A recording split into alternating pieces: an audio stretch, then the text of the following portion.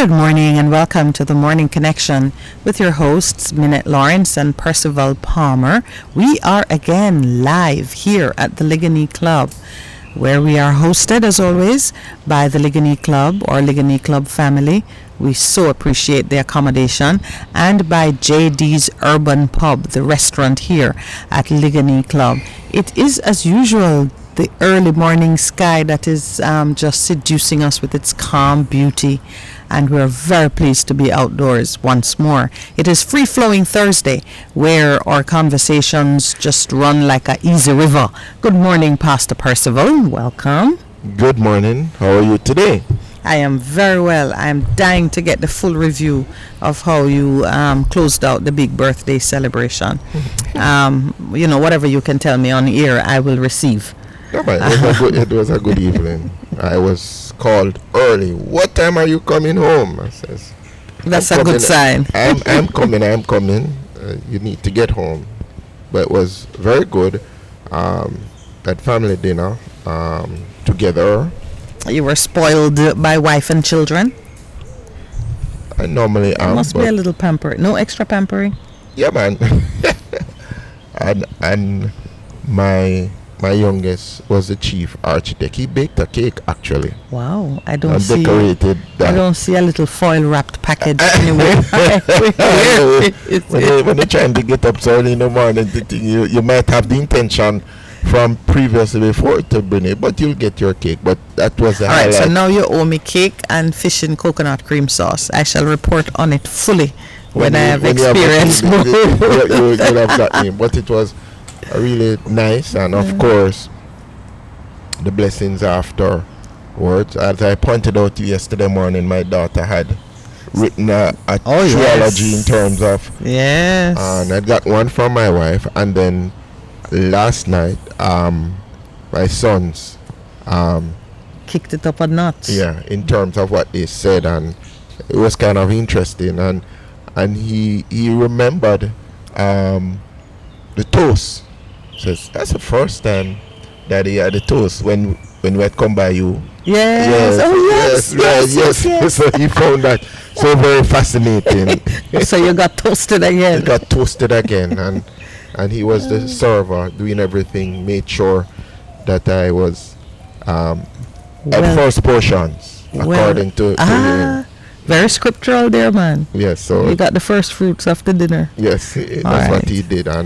But as we begin today and we reflect on nature and what is there, Marcus Garvey says, God and nature first. Don't go too fast, because when you give the Marcus Garvey quote, I write it down. You write it down. Yes. God and nature first made us what we are. And then out of our own created genus, we make ourselves what we want to be. Follow always that great law. Let the sky and God be our limit, and eternity our measurement. That's Marcus Garvey. God and nature first made us what we are, and then out of our own created genus, we make ourselves what we want to be. Follow always that great law. Let the sky and God be our limit, and eternity our measurement. That's a very fascinating quote. It's very thought-provoking, because of course, I'm not going to disagree with Marcus Mosiah Garvey. I'm not so foolish. But when he says God and nature makes us what we are, and then we make ourselves what we want to be, dare I hope that we want to be what we are? Yeah, because you have to be before you become. Do you understand what I'm saying? Are we showing can we exhibit dissatisfaction with what we are as we apply our creative genius? And it really struck me because of the ways in which we are exhibiting self-hate. Meaning we're not satisfied with what we are, and we are applying our own efforts to change in ways that are harmful. And the attack on the skin is what made me think of it. We're born black. Yeah. We were made black. Nature and God put us here as black people. It is what we are, but many of us are seeking to escape that reality. But I see that in the light of, in the beginning, God created, and he declared that it was very good. And out of the fact that we very good, in a sense, we have fallen because of our separation from God to do our own things. But he starts, there's a principle in theology, what is first said. And we were created very original design. Original design. And so every time you have a problem, go back to what was first said. So but God, the notion of our becoming what we want to be. But the created genus, yes, we have the created, the God in us that says we need to go back always to what God intended for us to be. And so therefore we now create what we want, but always using as a reference point what God said first, that we were very good. That's how I see that. I think that is the path to reconciliation. Yeah. The return to what we were created to be. Yeah. And that is why our theme is Rise Up, you mighty race, and accomplish what you will.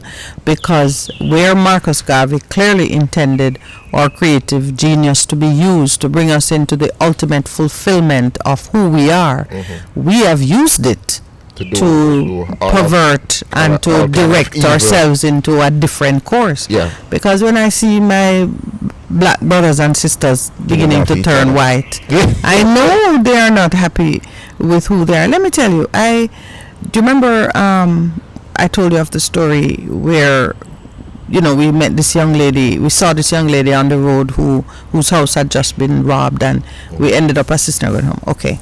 When we got to her house, there were two young men who were there, and obviously relatives. And let me tell you, those young men were white. I mean, I kept looking and trying to understand, is this a natural complexion? The only thing you could see, you saw the flared nostrils and the full lips, and you know that these are black people. Okay. But the skin was, and some parts of the skin looked translucent. But what amazed me is that it was everywhere. The ankle, right down to the ankle, every part that I could see was very pale, but not in a natural way. And they were not albinos. Yes. As we say in Jamaica, they were not dundus. Oh, what a terrible. What does dundus mean? I'm sure it's probably a French word. We came up with it, but interesting. Yeah, I was just looking at it, and then I said, "How do you accomplish that?" I think it's because I a lot of time. Yeah, but applying what Noel said to me, that is like a lotion, so you can put it everywhere. Yeah. When you look at the knuckles, you could see that it was. You could see the remnants of melanin at these places. Wow. But so I find that interesting. But So let's go. Let's say the quote again for me. Let me. God and nature first made us what we are. Then out of our created genus, we make ourselves what we want to be. Which means that the intention. That's the end of it? No. Oh, there's more? Yeah. Follow always that great law. So let the sky and God be our limit, and eternity our measurement. So clearly Marcus Garvey was saying to us, fulfill what you are. Let the sky and God be the limit. And then he's calling us back to where we started. God and nature made us. Yes, we are black people, proud people, a thing. But now there's a law. Follow always that great law. What is the great law? That God made us what we are. Yeah, first made us. God first made us what we are. Yeah. Humankind created in His image and in His likeness. And He declared when He did that, Genesis 1 about 26, 27, and He says it was very good. And we're at the top of it. We are at the top. We are at the top of the created order. We are what would say the trophy, God's trophy there. And we have descended so far to do all different kind of things. I'm very pleased to tell you that I have I was working on a study of Job. I have completed it. I'll share it with you off air, but one of the things that had been pressing on my mind as I conducted my study is the extent to which in these speeches made by the three friends and then by the fourth man who just arrived out of nowhere, the young man Elihu, the young man who seemed to have been wisest of all of them. Yes, but I know it was the accuser himself who saw that the other three were failing and he stepped in to lend some reinforcement.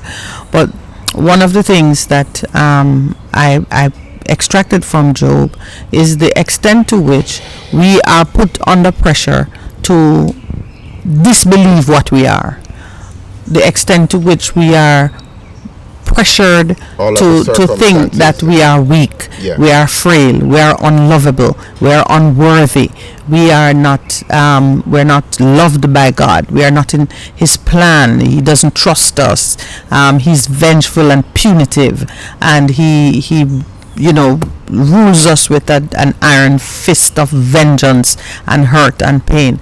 There is a lot of effort put into leading man away from what Marcus Garvey has said here, that God and nature made us what we are, and that in the use of our creative genius, our best result will be when we move into fulfillment of move back into relationship, who we are based on that design, not who we want to be, really. I mean, this is a strange quote, because a lot of Marcus Garvey's statements are, his quotations were usually pushing towards self-empowerment and actualization. And while this is doing the same, this comment about our efforts to be what we want to be is very provocative, because, of course, always there is that dissonance between who we are created to be and who we want to be. You see it with all this gender fluidity argument that goes on, that men and women are created with a definite gender, yet for one reason or another many persons become confused and become compulsively interested in making a change, and yes, and then becoming what they want to be. And you and I can speak about it as out of maybe intellectual curiosity, but to those who are undergoing the pressures of those feelings, it is very real, it's very emotional, it's traumatic, and painful. So yes, that desire that man has to make himself what he wants to be, sometimes it runs against nature or the natural laws as we know them. And I like that statement, the natural laws. There are natural laws. It would be foolish of us to entertain any notion that we can make up laws or we can contradict laws. All that happens is, as with technology and increased knowledge, we begin to understand and to decode those laws with greater precision. All right, we're gone deep. Do not remove the kinks from your hair. Remove them from your brain. Oh, this is another Marcus Garvey. I am so glad my hair is all kinky. Remove the kinks out of our brain. Yes, unkink the brain, not the hair. Oh wow! Oh gosh, I love that one. I love that one. From your ear. Remove them from your brain. The funny thing is, I saw, I was by Margaritaville the other day, and I saw a man who, in every respect, he appeared to be a full Negroid man. But he went into the water, and when he came out, his hair was straight. I mean, I just kept... So he had one of those haircuts where, there's a lot of hair at the top, but it's cut close against the scalp. At the back of his head. I look at the back of his head, and his hair curl up like mine, but the top of his hair was straight, and it reminded me of in the old days when you cream your hair and it get wet, and I'm just looking at it, a mature man. He appeared to be well over 40, and I just try to imagine, how did a black man get his hair? I couldn't. He did not look like an Indian man, or and it's still stuck in my mind, the idea of a grown black man straightening his hair in Jamaica. In Jamaica, I probably was a tourist. Could be. Yeah, but I saw him in Jamaica, so. No, man, could probably likely. But you remember when the thing was to have jerk curls as men? That was, remember that era, yeah? Yeah. That's what the hair curl did say. If you put it in water, And I water know, touch them here. I know black men in America, when jazz was just Yes, man. growing its legs, they used to do something to the hair that the hair all shiny and slicked back, and Yeah. and I still see, was it Louis Farrakhan? Yeah. Mm-hmm. I still see, but Yes, man. as he has got older, he does appear to be quite Indian or Yes. Egyptian or Whatever it some is. ethnicity that has straight hair or big curls, not kinked hair like we have.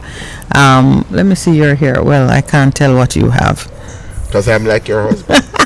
The shine is the glory is upon his head, and it is shining. So if you look at your husband's head, I'm almost there. If the sunlight falls on it, you'll be blinded because it just reflects the sunlight. That's just his brilliance. It's not the sunlight. It's not the sunlight. It's because It is natural. there's no hair.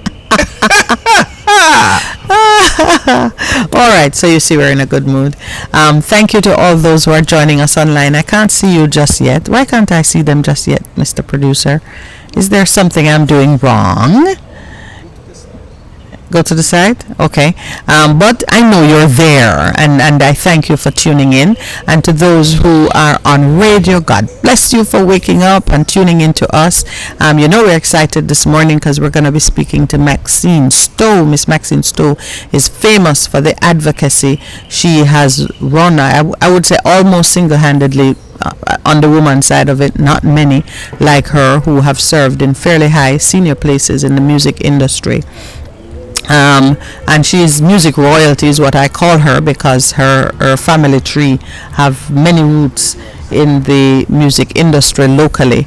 But more than anything else, she has been at the forefront of a campaign to ensure that the Rastafarian community, I would say the Afro-Jamaican community, is fully included in the economic benefits of our cultural artifacts, our cultural knowledge and expressions, traditional knowledge and expressions, and the music, the intellectual property rights surrounding the music. So we're looking forward to speaking with her. There has long been the recognition that I would say the creative energy in our people is the true engine for growth and for identity. True. It is not unique to Jamaica. It is so for every people. And but I think Afro-Caribbean citizens, let me spread the net a little wider, have had a very special challenge in escaping the influences of the colonizer and finding identity with confidence and building self-esteem. So here we are, 60 years of old, Jamaica as a nation state, and still grappling with issues that challenged us on the first day. And a friend of mine taught me a very important lesson in math many years ago. I was contemplating making a major career change, and we A question in math? a very important lesson in math. Mathematics, yes. Oh, interesting. I'm going to share the lesson with you. I was contemplating making a career move, and he was kind of a bit of a mentor, and I was discussing it with him. And I said, if I stay where I am, even with some elevation, I would make X. And I would pretty much just break even. The future didn't look quite bright because I could see that there would be a decline in what was happening, and so I would then begin to fall behind. But if I make this move and go to this place, this is what it would look like for me, but my growth, the trajectory for my career in the field of law would not be there because I would be switching into a new area. And he said to me, what did he say to me? He said 0 is greater than minus. That's the lesson in math. You could be breaking even and you have 0 profit. You've covered your bills, 0 profit. But just imagine if you actually make a loss, you'd be celebrating to be at zero. So that was your math lesson? That was the math lesson. That zero is, we say zero is nothing. We have nothing. No, zero is greater than minus. But when you begin to owe something, and you're in a deficit now, you're in the minus region, zero look pretty good. Like, oh, I long for the days when it was zero. Lord, help us.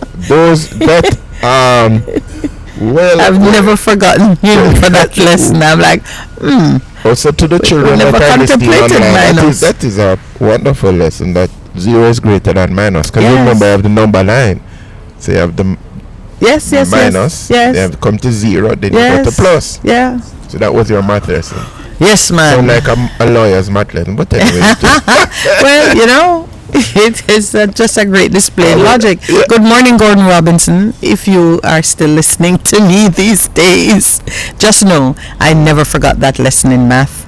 Zero is greater than minus. Good. Good morning to Catherine, our person here from the cafe. How are you, Catherine? She's doing well. Morning, Catherine. The Morning Connection welcomes you. All right, so that's the conversation we're going to be having later, because we're going to talk about the 60-year-old Jamaican that we are. And as one listener said yesterday, that 60-year-olds don't still cling to their mama's skirt tails. So that's just a jab at the Queen. At 60, you could pull down your mama. She's quite frail these days. No, the Queen's skirts have lead in the hem. I just skirt will imagine never blow that you said that you are clinging to your mother's skirt, but as a big person, the child himself holding on to their mother's skirt tail might become embarrassing, but when an adult holds on to it, it going to come down and expose everything that there is. Could topple her. Well, she does owe us some reparation money, so we'll see where that goes. It's and that is a big issue too. At 60, the fact that argument and the proper understanding of it still seems to be lagging in some critical places. Of course, you know my view on it. Even if you don't get it, you must ask for it and fight for it, and you must arrange your affairs so that you don't need it, but you must ask for it. And man must know that them owe you. If you don't ask, you won't get. Well, as children, who no beg no want? I hear it on an ad most recently. The producer says, "Why is big people argument?" You were hearing that as a child? Go to school and everybody giving out, and they say, I get kind of, who no beg no want and who no what? I try to remember it. I hear it on an ad. There's a baked goods company that has a grown lady talking about some product and saying who no beg no want. Oh yes, alright. Who want now get who no beg no want. Yes. But you have to ask. You gotta ask and it shall be given unto you. Seek and you shall find. Knock. Yeah, so there's some asking that Jamaica has to do. Now, I'm certainly not one to indulge in self-loathing or too harsh a criticism of my own. But if we do a realistic audit, I just want to paint a picture as the backdrop for the free-flowing conversation. Jamaica at 60, on the side of our democratic institutions, we are showing a sharp decline in voter participation. People turn them back and gone off to do their own thing. We are showing an increase in the mistrust in public institutions, which is the flip side of the low participation. Some have even floated the idea that we're a failed democracy. Failed state. You heard that argument on our show a lot of times. Some it is. Yeah, some have called it. But I've not called it. I believe there's life in this. In the process that we're going through. The 60-year-old yet. We're seeing increased crime and violence, which has many meanings, none of them good. We're seeing a decline in GDP, productive capacity, while increasing debt because we keep borrowing to finance And a reflection call of it that living is expenses. the increase in gap between trade deficit between imported and And exported. yes, because of course with low productivity you're now importing more than you are producing. We have a crisis of identity and what I am calling low critical literacy. And you're seeing the absence of high intelligence in just ordinary affairs. You're seeing it pop up in different places. Of course, crime and violence show that we're just not handling dispute resolution in we're not handling it well. But for me, Percival, it is an ideal time for a revival, for change. Because we're going back.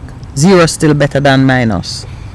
That's so true. So, the lower you are, the greater the reward if you could just pull yourself up forward. one step, just move up one notch.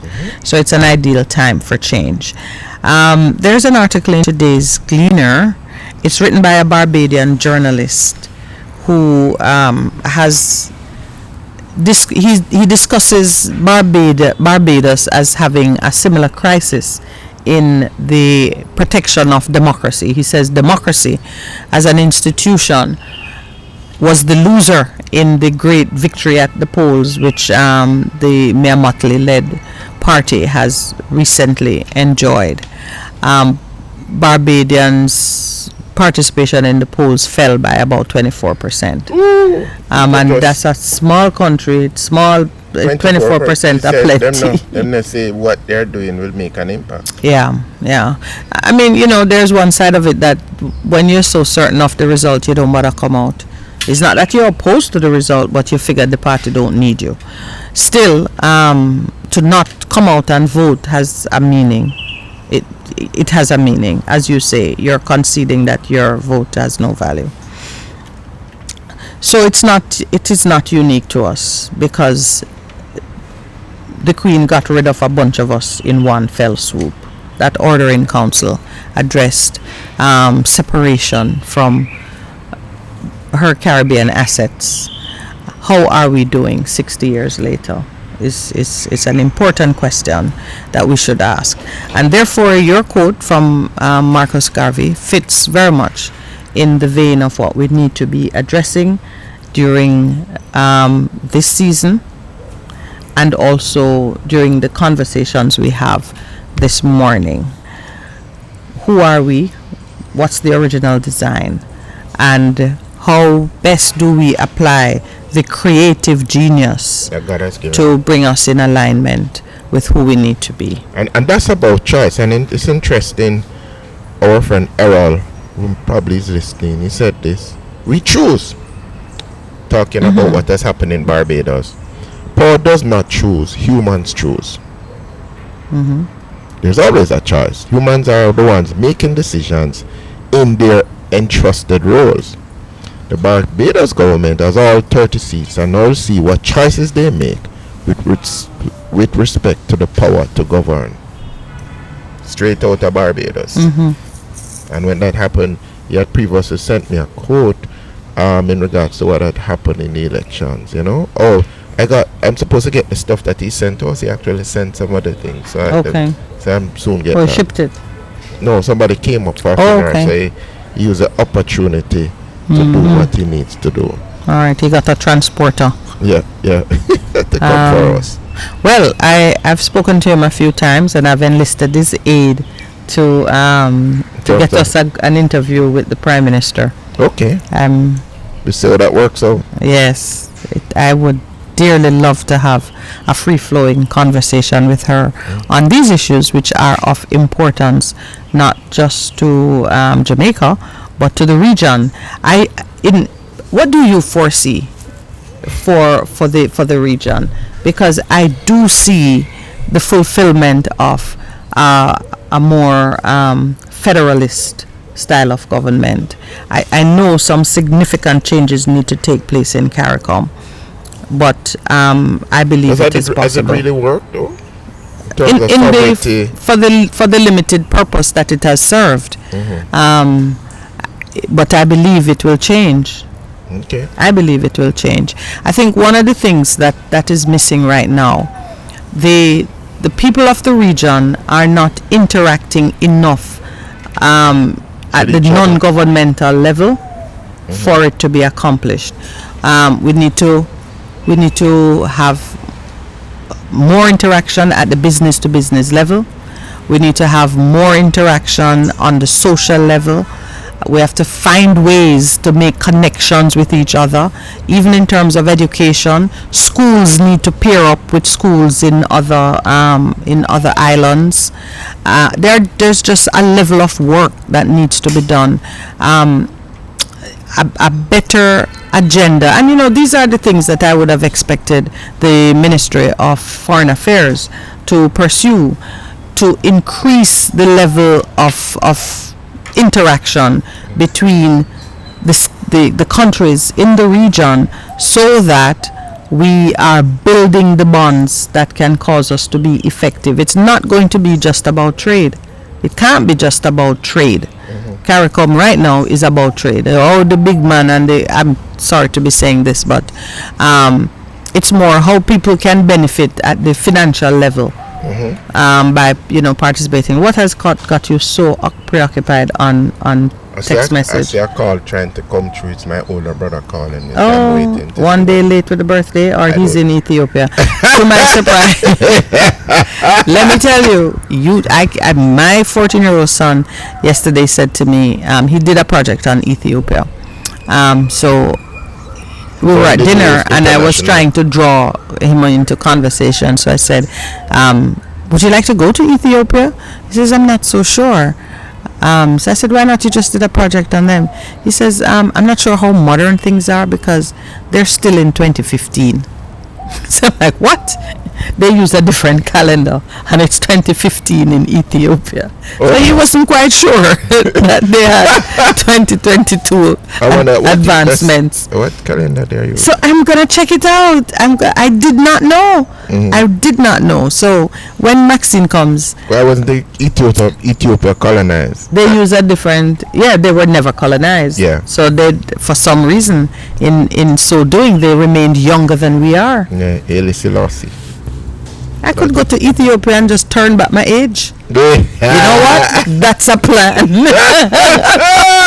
If you go to Ethiopia, we can't get the explanation. I lose 7 years off my age in Ethiopia. I love it. All right, Jamaicans, let's make a plan. That's why some Jamaicans are in Ethiopia. Remember? In Ethiopia, you're interesting. Yes, listen, that idea just caught my attention. So he said, because they're still he said it's 2015 in Ethiopia. Never understood something. Yeah. What? No, they use a different calendar. Yeah, but I'm wondering, but they interact with the. Why you don't research it right now and see? Let me see what. Okay. Yeah, but in all fairness, what year is it in the Jewish calendar?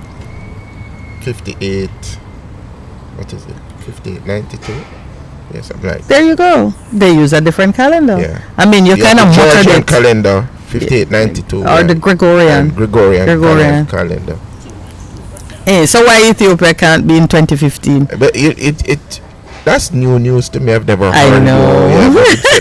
You know about the Gregorian. I'm not even ashamed to tell people that I did not know that Ethiopia was using. That's what the new way of teaching in terms of critical thinking, allowing them to do discovery, and then the ideas that emerge. Let's talk about it. Yeah. So anyway, we need to learn more about Africa, and that is the truth of it. So I'm doing a quick research, and hold on a minute. I'm sure Conrad is on and will tell me what is the rationale behind the Ethiopian calendar. Okay, I gotta get myself properly. I have to get on the right stream. I'll do that when we take the break. Okay, so that's what we're going to be going through this morning. There were one or two stories in the newspaper that's well worth mentioning. The headline declares a 30-odd-year-old upholsterer in one of our downtown communities, is it? It says the man is a hero.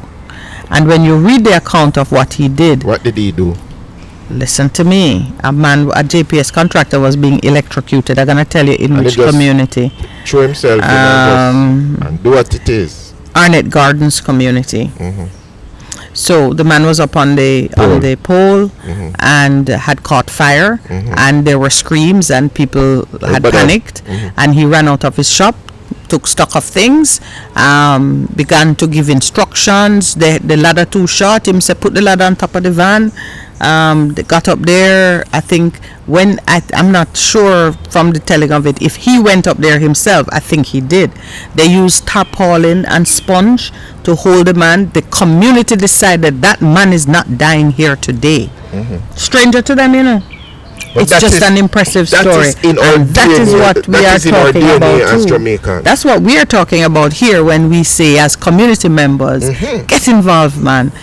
Be a blessing to someone. That is just a great object lesson. Yeah, so if I had an award to give him, I would give him the Best FM award for brave and community service. Yeah.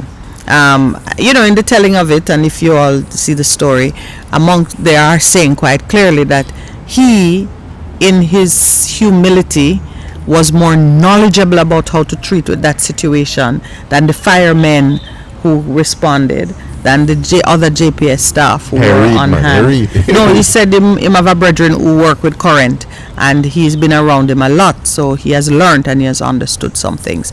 We're going to talk about critical literacy when we come back. The producer has given us the break sign, so please stay with us. We will be right back. This is the Morning Connection.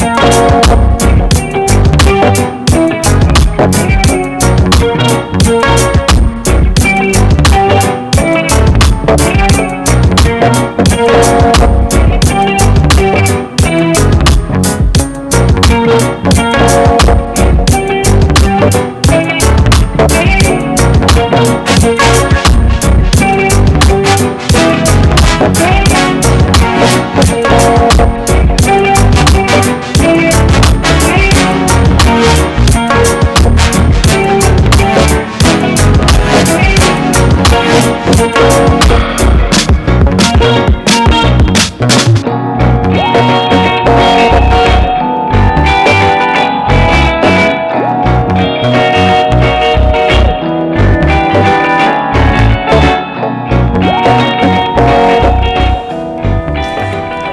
morning and welcome back to the Morning Connection.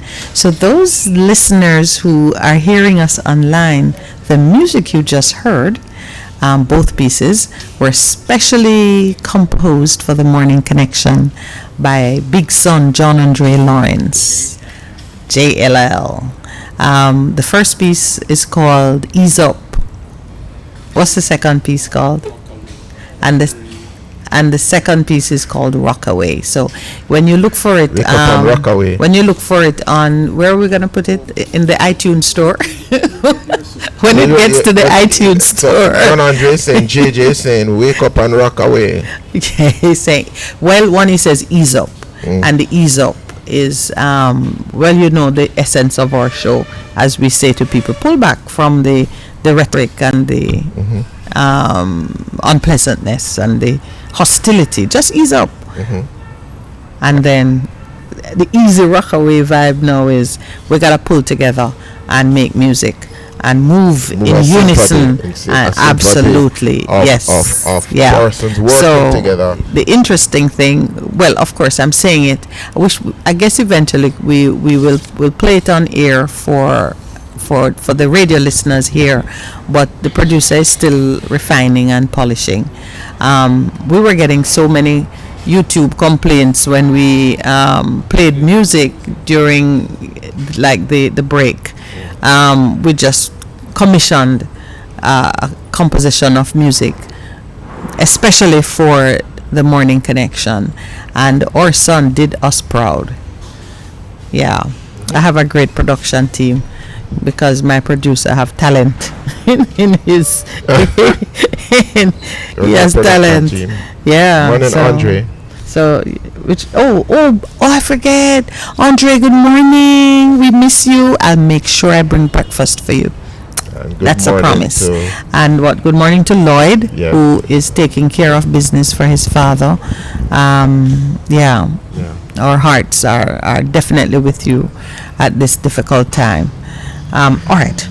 So, and in case my mom is listening, or my brother who just called me to say, he woke up yesterday. I said, hold on.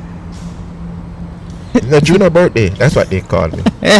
So you tried calling that tree, so you was calling me on the program, so I called him. And he said, you soon catch me up. But I can't catch him up. He's older than me.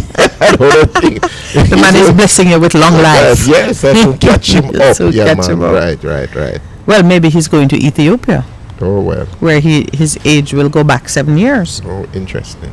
When he takes for that somewhere, I guess and you will stay in Jamaica. I rushed online to see if any of my very Afrocentric and aware listeners would give me a schooling on the business of the Ethiopian calendar, but I don't see. Toronto not online yet. But Michael Coyne and Roberta have healed us up. Michael has asked. He says I'm to ask Miss Stowe when she comes if her efforts include NFTs. This is the non-fungible tokens to realize revenue from our cultural output. And I was happy to tell him yes, because I've had that conversation with her before. For those who are not following the development of the digital currency, most people are aware that you have cryptocurrencies in the form of the bitcoins and other I think the Bitcoin was the first one. It's the oldest one.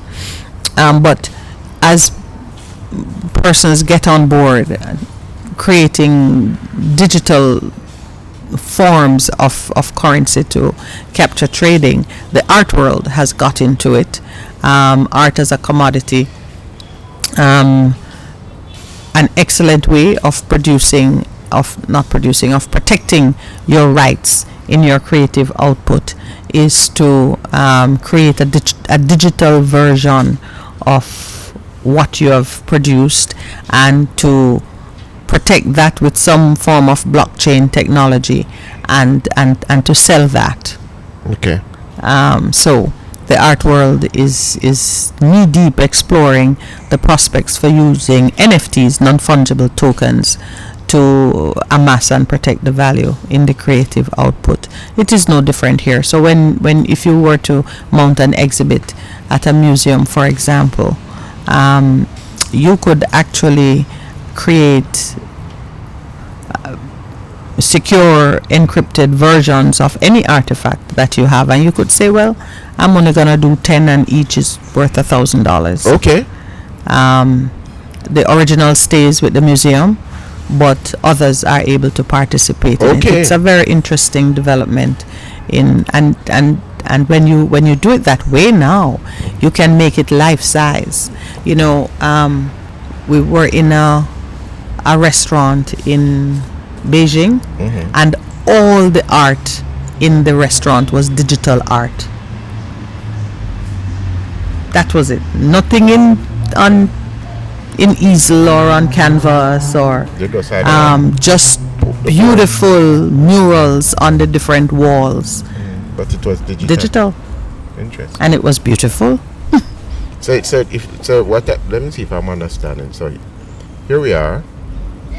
Somebody takes a picture from us, Yes. digitizes it, Yes. and like with what Neville is doing with our cups, Yeah, but the mugs are physical and all Yeah. too real. Right. But you take a picture and says, okay, you can sign in to support them with this merchandise, but it is a digital representation. Yes, and it can be replicated by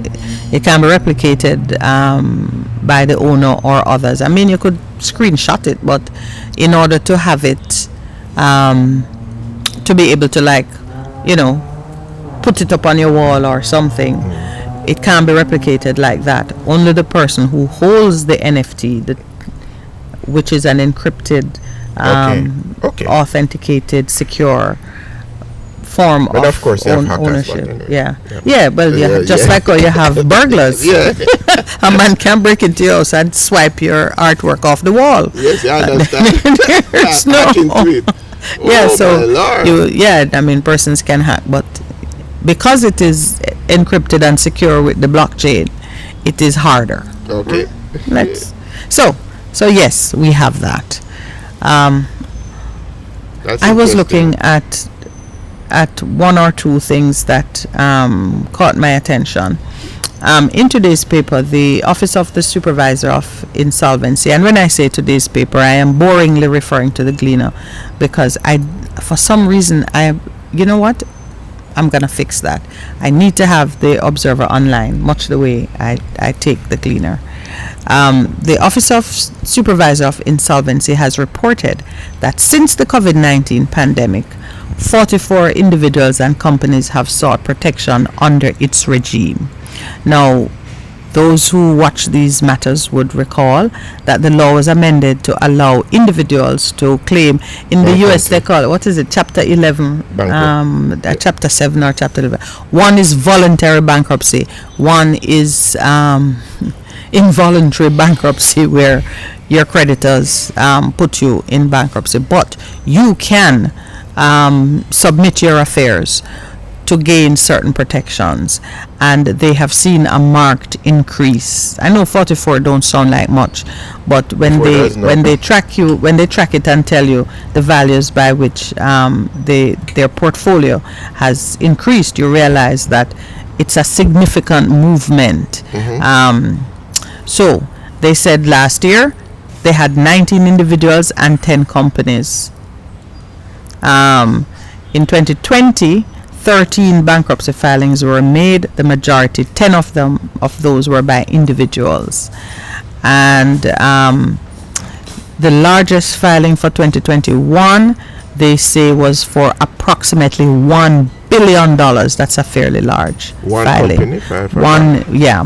In 2020, medium enterprise businesses that filed for bankruptcy were part of the marketing and advertising sector, which makes sense, because when businesses close, they no longer advertise or market. And if you remember, we had lockdowns. So that sector was hardest hit. Hard hit. I mean, I guess Everybody was hard There's hit. a race to the bottom. Everybody was hard hit. The average amount filed by individuals was $27 million in 2020. Average filings among individuals was $4.2 million.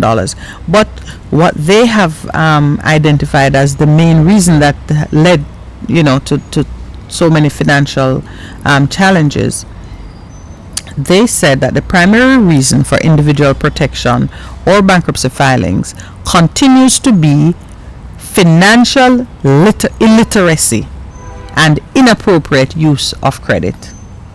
Okay. Financial illiteracy and inappropriate use of credit.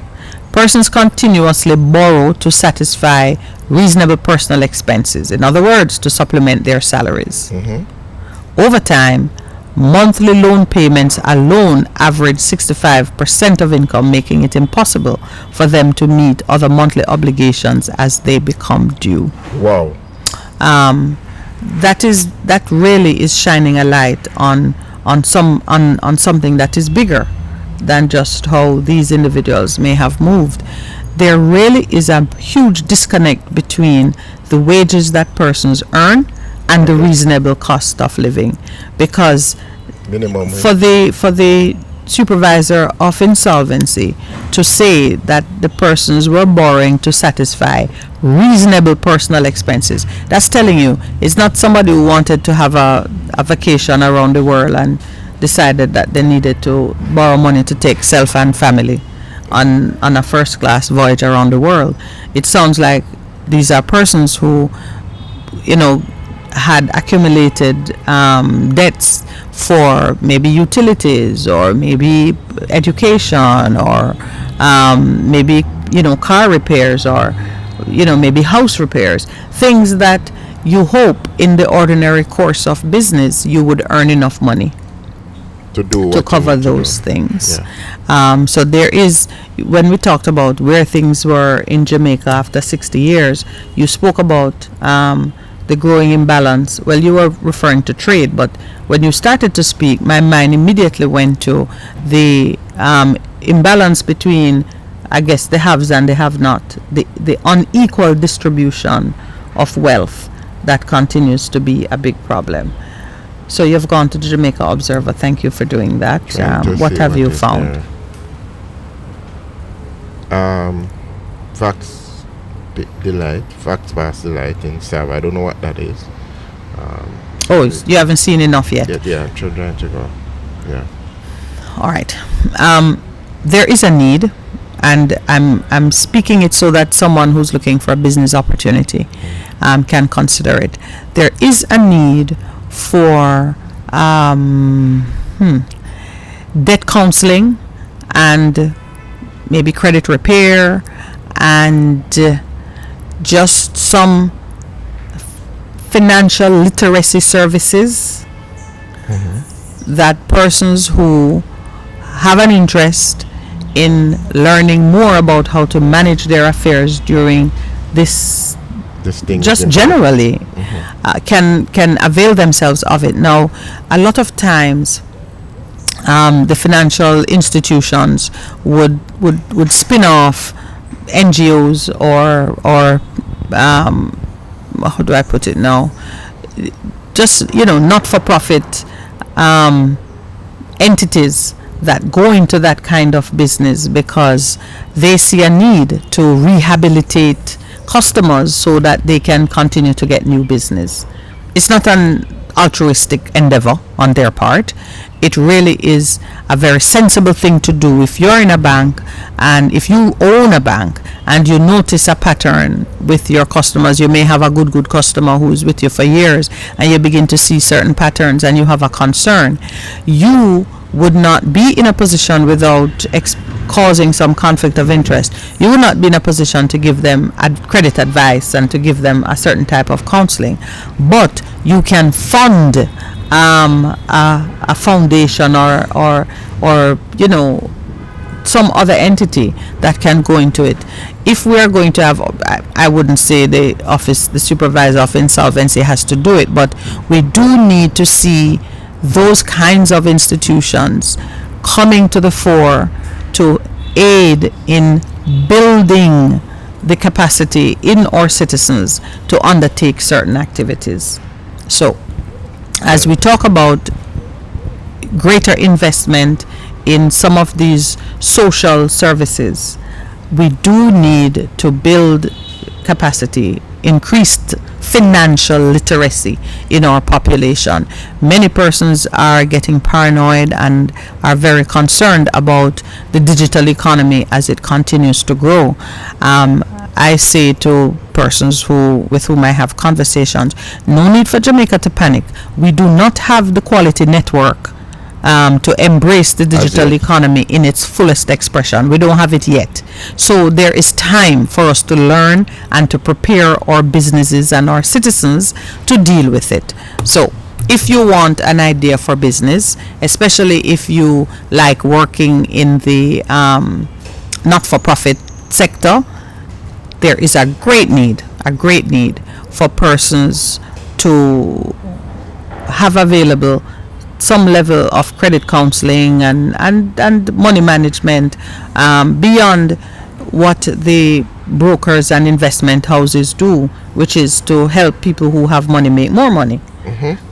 We need businesses that will help people who don't have money or who are not managing money properly learn to do it better. That is one of the things that I think a 60-year-old company should make a part of its focus. But these ideas, what they offer to people, and what happens. You were doing that in regards to literacy and financial and bankruptcy. Somebody sent a study to me last night, John Hopkins, and I think it's related. The person is John Hopkins, or that is John Hopkins University study. But you said somebody sent a study to you last night. John Hopkins.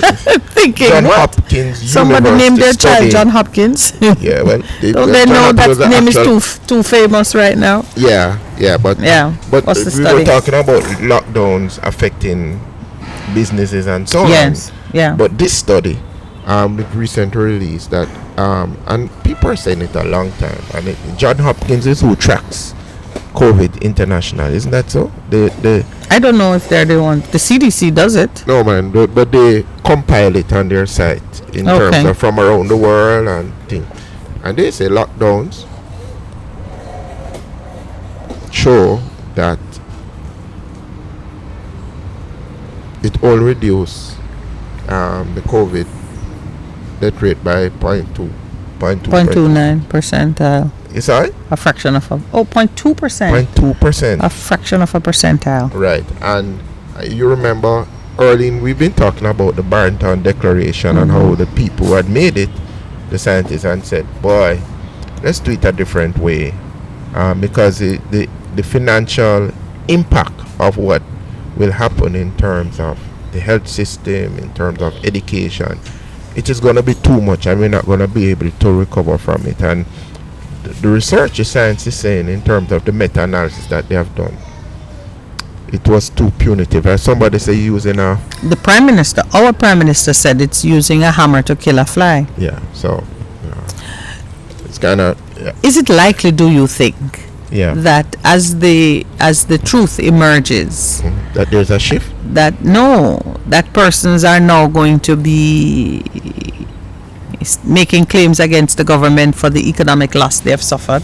Boy, I don't know. Not necessarily in Jamaica, but I mean, we already see in other jurisdictions where they're moving against the government. But they're put for crimes against humanity is what is being pursued at the moment. In the international in an international forum, because domestic courts are not taking it on. But if you go to the International Court of Justice, you might be able to get a hearing that the way governments conducted themselves and the decisions they took, which put the citizens at risk, might be actionable. Yeah. I think that would be a regrettable development, though. And here's why I say it. Even as we look at the litany of complaints that the 60-year-old Jamaica could realistically make, if we spend time trying to make the responsible persons pay we're going to fall even further behind. I think that the consequence of mistakes and so on is that you change the people who you feel do not Or change enjoy course. your confidence and change course. Yes. Because the government has said that they're going to send out an itinerary or list of events that if you're vaccinated, you can go to. You saw that in the paper. I saw it in the paper. And I'm saying that gives me no pleasure. Vaccinated or not, I don't want my fellow Jamaicans to feel like they have to be being penalized because of a choice system. They made and coming back again some because kind of vaccination. Mind you, if I'm not vaccinated and I think that I am at risk in company with the many vaccinated people who might still have the virus, and I would avoid them. That's just a logical decision that I would make. That's my personal choice. The question is, do I want to see my government mandating that, pursuing a policy that that penalizes persons because of the choices they made? I don't want to see the government doing that. In terms of health service, because remember there is a thing that says if you do you that, can't. So when they say events, I mean it what you see now is posturing. They won't use services to which you are entitled as a citizen to be the focus of the punitive measures. They will maybe create what would be inducements then. I'm not entitled. I can't say as a citizen that I am entitled to go to a football match, because one, if I'm going, I'd have to pay, and those are not entitlements. Those are just amenities that I can enjoy if I can afford it. So I see them looking for opportunities like that to say, we will permit the entertainment sector to host 5 events at the arena or a stage show here or something there, but I place them under a duty to ensure that only vaccinated persons.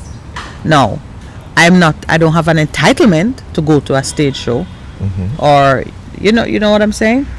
So they're not really depriving me of something which is my right as a citizen, even if it is hosted in a public facility. Once I'd have to pay to go. I could not say that it is my right and I'm being deprived of a right.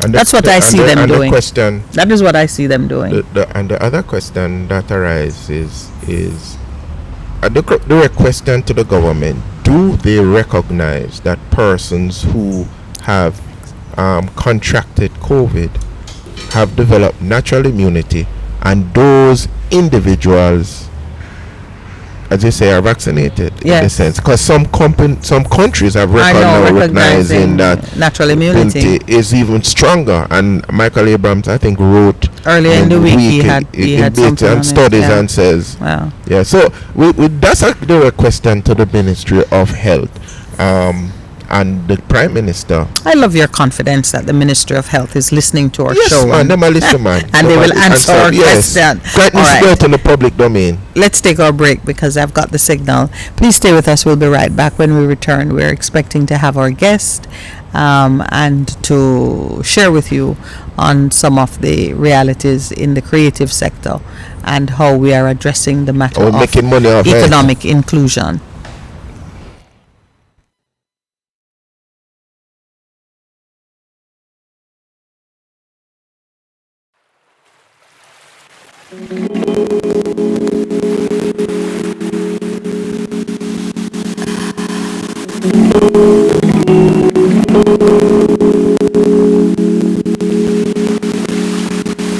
Morning Connection is not your usual talk show.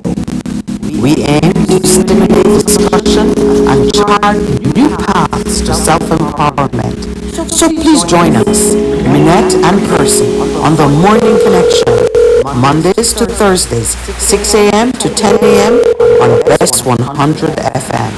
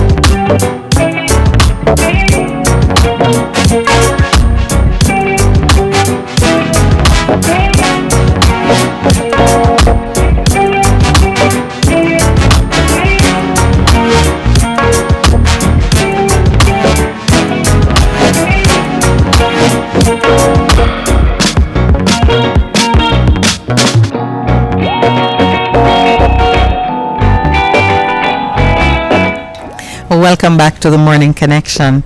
I gotta give a very special word of appreciation to the producer. Yes, I know it kind of biased. He is my husband, but can I tell you, this morning he is engineer and producer, because our usual engineer is off on family duties. We've said that.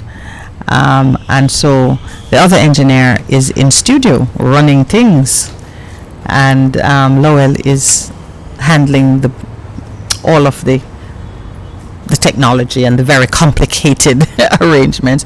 It's not complicated, I'm just kidding, but he's doing a great job and I thank him for it. What about you?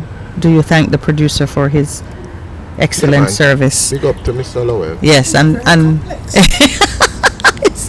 okay, he tells me it's very complex. I know Pastor Percy came by early and did some great work putting up the banner for Ligonie Club. So I know we appreciate Ligonie Club hosting us here. So we do anything to just make sure people can see the excellence of the offering. There are meeting rooms, there are hotel rooms, so you can actually plan a small conference. It's not a big hotel, 30 something rooms, 38 rooms, Lowell? 38 rooms, beautifully done up, still maintaining their status. And of course there's JD Urban Pub, which you can enjoy both the ambience of the gardens and the excellent cuisine which they offer. I don't say nearly enough about our sponsors, so I'm just going to give them some love for a few minutes. Ligonie Club is actually, it is the largest sporting facility, I think, in Jamaica. We have 8 tennis courts plus practice court and wall badminton court, 6 squash courts.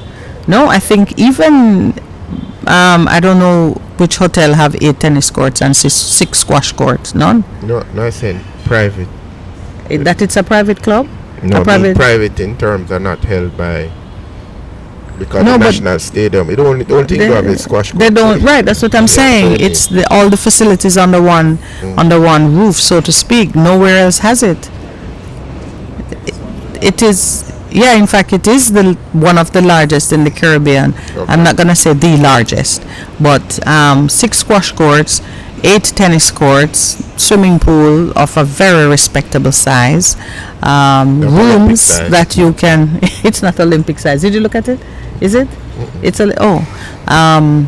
yeah, rooms that are really very above presentable.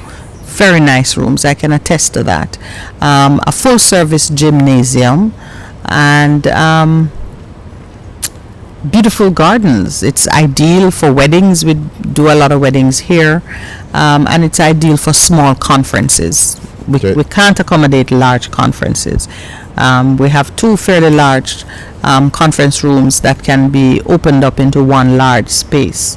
I should get some numbers to know, because I think at this time people need to be able to step out of their usual environment, but at a reasonable cost and enjoy, good fare and good service. Yeah. So we are pleased that the Ligonie Club is accommodating us. Needless to say, the producer was the president of the club some years ago, and I was on the executive committee also. So it is our club, it's our family. And we're very appreciative that they've given us the opportunity to do this here. Yeah, okay.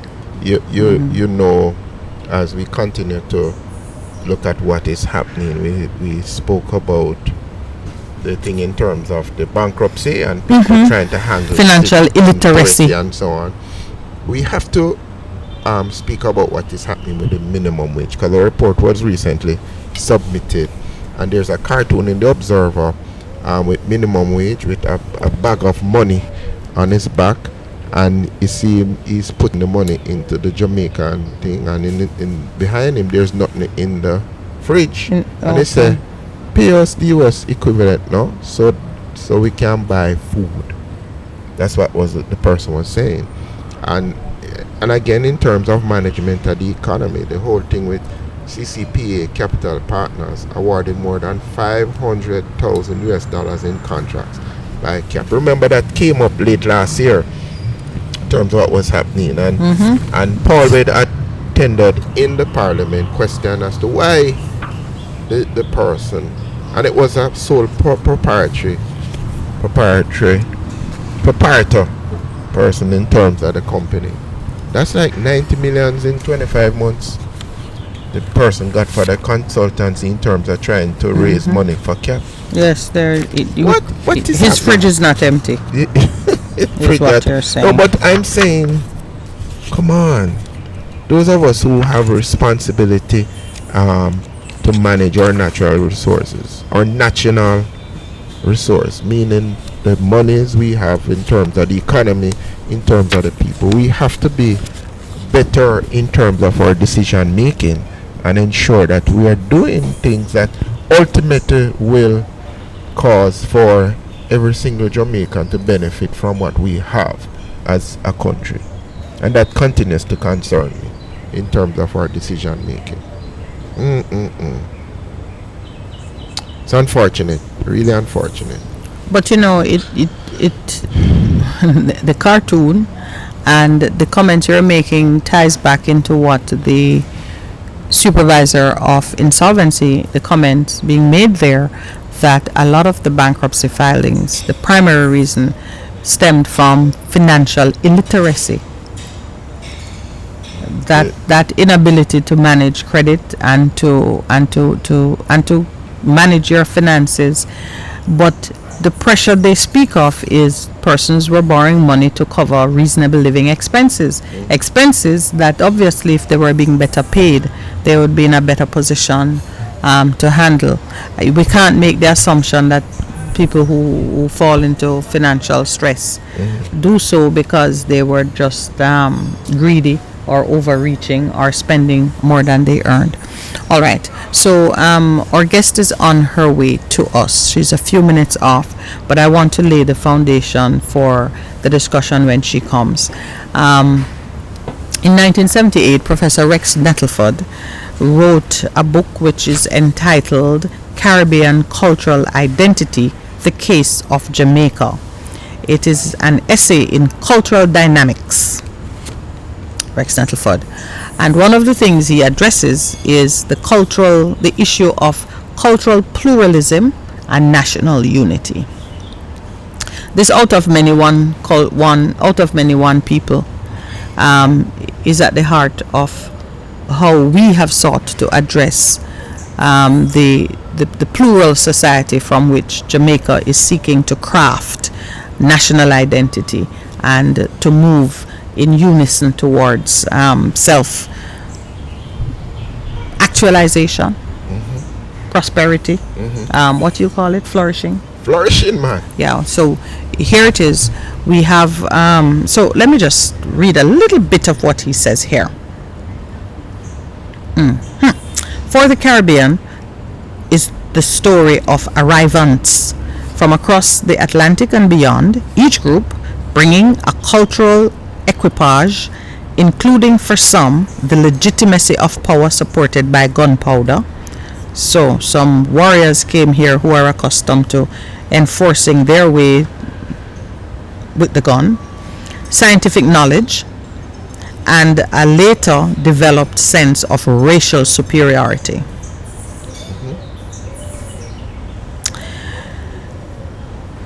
M.G. Smith describes the island of 2 million souls, I guess in 1978, that's what we had, 2 million, as a deeply segmented aggregation of descendants of European masters, African slaves, and in-between offspring of both. Each group has built up cultural institutions independent of each other, but each with its own inner logic and consistency. The advent of latecomers from India and southern China, as well as from Lebanon, has only served to intensify the segmentation, since they too have created definitive ethnocentric enclaves. This deepening of the diversity, goes the pluralist argument, is a potential breeding ground for disunity and instability, even violent reactions in the scramble for power. Power. National unity is therefore forged not by an organic cultural integration, but by the concentration of coercive power in the hands of a political directorate. Needless to say, such a unity is sustained by a high sense of self-interest and survival. Self-interest and survival. Doesn't it sound like a commentary on what is happening today? But he was right in regards to... Yeah. When did he write this book? This is 1978, but he was quoting someone else, Smith, and Smith wrote of an earlier time. 40s, 50s, 60s. M.G. Smith. I didn't do a check on M.G. Smith, but let me see. There was if it says commenting there. on M.G. Smith, who sounds like a sociologist, commenting Anthropologist. Writing. Yeah, I've heard that name. An anthropologist writing in regards to what has happened and what was happening then. Because he was commenting on that sound like 30s, 40s, 50s. Yeah. So, well, we know there's nothing new under the sun. Yeah, but it's significant that he was writing that commentary in the 70s, and we continue to see that being played out even today. Absolutely. When we're going to come to a resolution, okay, you know that's where my mind always yes, going but on. I mean, I declared it from the start of the year that the time is now. Okay. It is now. Ideal time for revival. Ideal. Now, have we seen enough of the progeny have we seen enough of the effect of the crossbreeding? Let's just call it that since we're Crossbreeding? Yes. Is there enough mixing of the different races that participated in the emergence of Jamaica for us to have fusion and organic output? Because the commentary looks at two foundations. One, you have a situation where each group is so strong in its position that you cannot extract an organic fused identity. So as a substitute, you have power being concentrated in the hands of the political directorate, and they use a more coercive, commanding, peremptory type of approach to bring the citizens into a shared vision. But the alternative is, dare we look for organic immersion, emerging and extraction of something that occurs organically. Are we there yet? Are we at that point? I think for and the then generation secondly, speaking, is there a third course? Is there a softer course where the power might be in the hands of the power might be in the hands of the people, and truly delegated to leaders who carry out the will of the people? Well, that's the third approach you're thinking of, because the first really is forcing the people to become one by using political force, coercive force. Well, they don't become one; they just obey because you have coerced them. So they don't really love what you're doing. They have no real feeling for who you are, but you have the power to compel. So you say move left, and they grumble and move. And the second approach was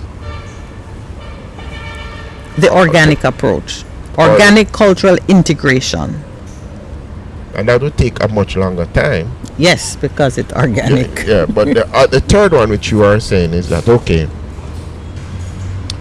these are our visions, these are the goals, these are the things that we believe in terms of justice, one justice system, not the talking about not two Jamaicans, where even if I am Chinese or I am African, Lebanese or Indian, African, yes. I believe that especially in terms of the justice, if I go as a black person or thing, I'm going to get the same justice. Same treatment. And that is a very important concept, I believe, in the hearts of people, because at our heart core, we believe in justice. That's why when you see these demonstrations, everybody wants justice. Everybody wants justice. Yeah. So if you fair treatment. Yes, if you use justice as a well-run justice system as the basis for the focal point of the consensus, I think we could get something done. But and secondly, from where we are sitting, the whole thing of being our brother's keeper, because normally with the thing that we saw in terms of the rescue of the JPS contractor, they didn't care that he worked for JPS that most people don't love. Yeah, they look at the person as a normal the human being. Right? Yeah, so yeah. if you use that, I believe, in terms of shared concepts, shared beliefs, in terms of which are essential across all ethnic groups. And you use justice as a basis for bringing it together. I think that everybody wants to chart their own course. They want to have a society that, hello, if I'm Chinese, I have an equal chance to do it, which is the allure of American. If you go there and work hard, a lot of people come from nowhere and see them succeeding because they think that they will it's a level playing field up to a certain point. Right. Yeah. Beyond that, nobody wants to go farther than I need my house, I need to educate my children, I need to take a couple good vacations. When I retire, I must be able to get good medical care and buy food, and I'm good after that. I don't need to aspire to be the prime minister or the president of the country or to be the wealthiest man. I just need to be okay. I think you're right. 99% of persons of persons. That's what they want. They're okay if they can get those things done. So, and it's why I feel hopeful about the future for Jamaica, for the Caribbean, because I think with all the accumulated experiences we have seen where the table turns for all of us. Therefore, why not just pull together against these common ideals and accomplish. I stick my hand up and see people. Oh. Why is sticking his hand up? It just comes back to. Oh, you want to speak? Yes. Okay, your turn. Your turn, Percy. Here, Percy. Here's the microphone. Because it just goes back to Psalms 89:14. What is God's throne built upon? Righteousness. The foundations of my throne. And righteousness and justice and with mercy truth and mercy.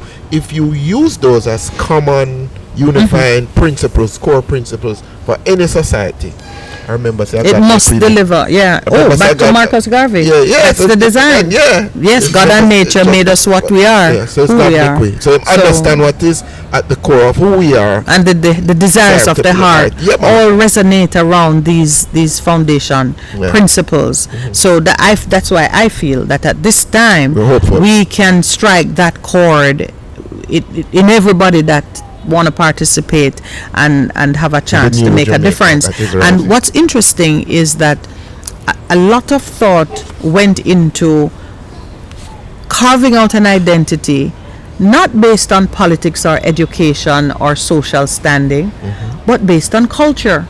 Because at the end of the day, it's how we live and how we feel about ourselves, and it's the creative side of us that provides the engine for the different things that we do. So yes, I am definitely very hopeful that we can make a difference at this time, because we have seen, if you look at it, we've had a Lebanese ethnic prime minister. We've had White Jamaica. from white Jamaica. We've had Negro. Africa to the core, Negro.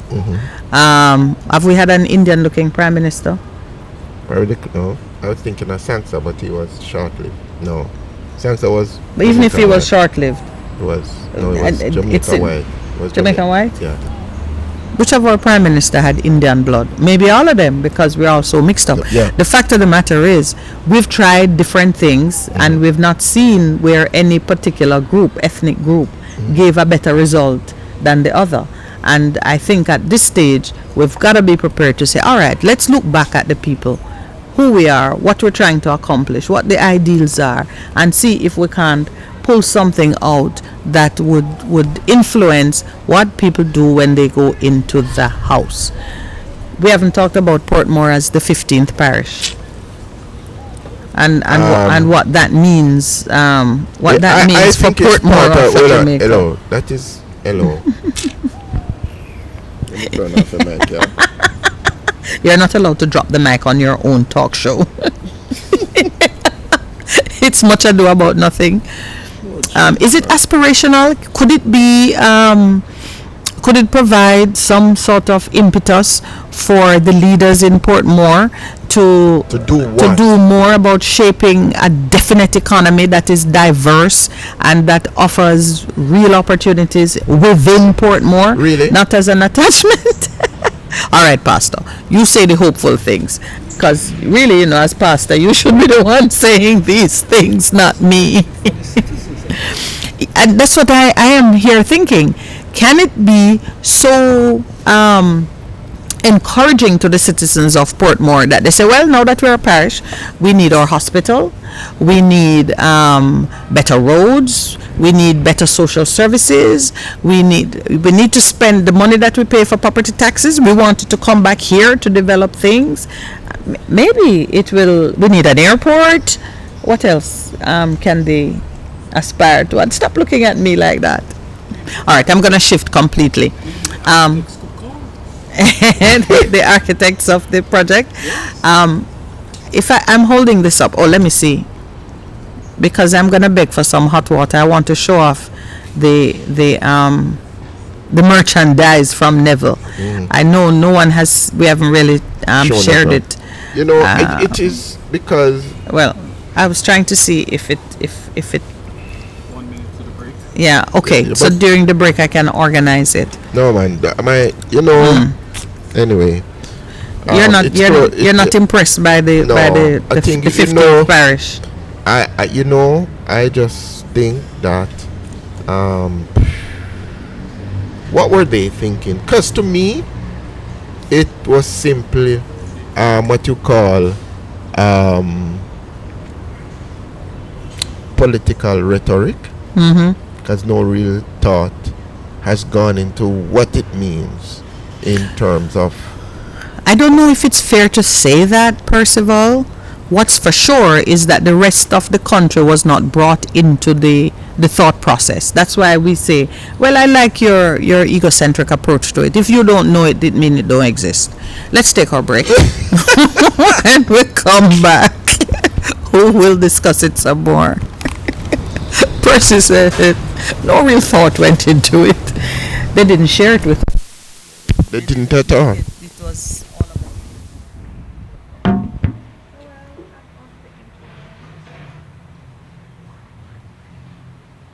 Catherine?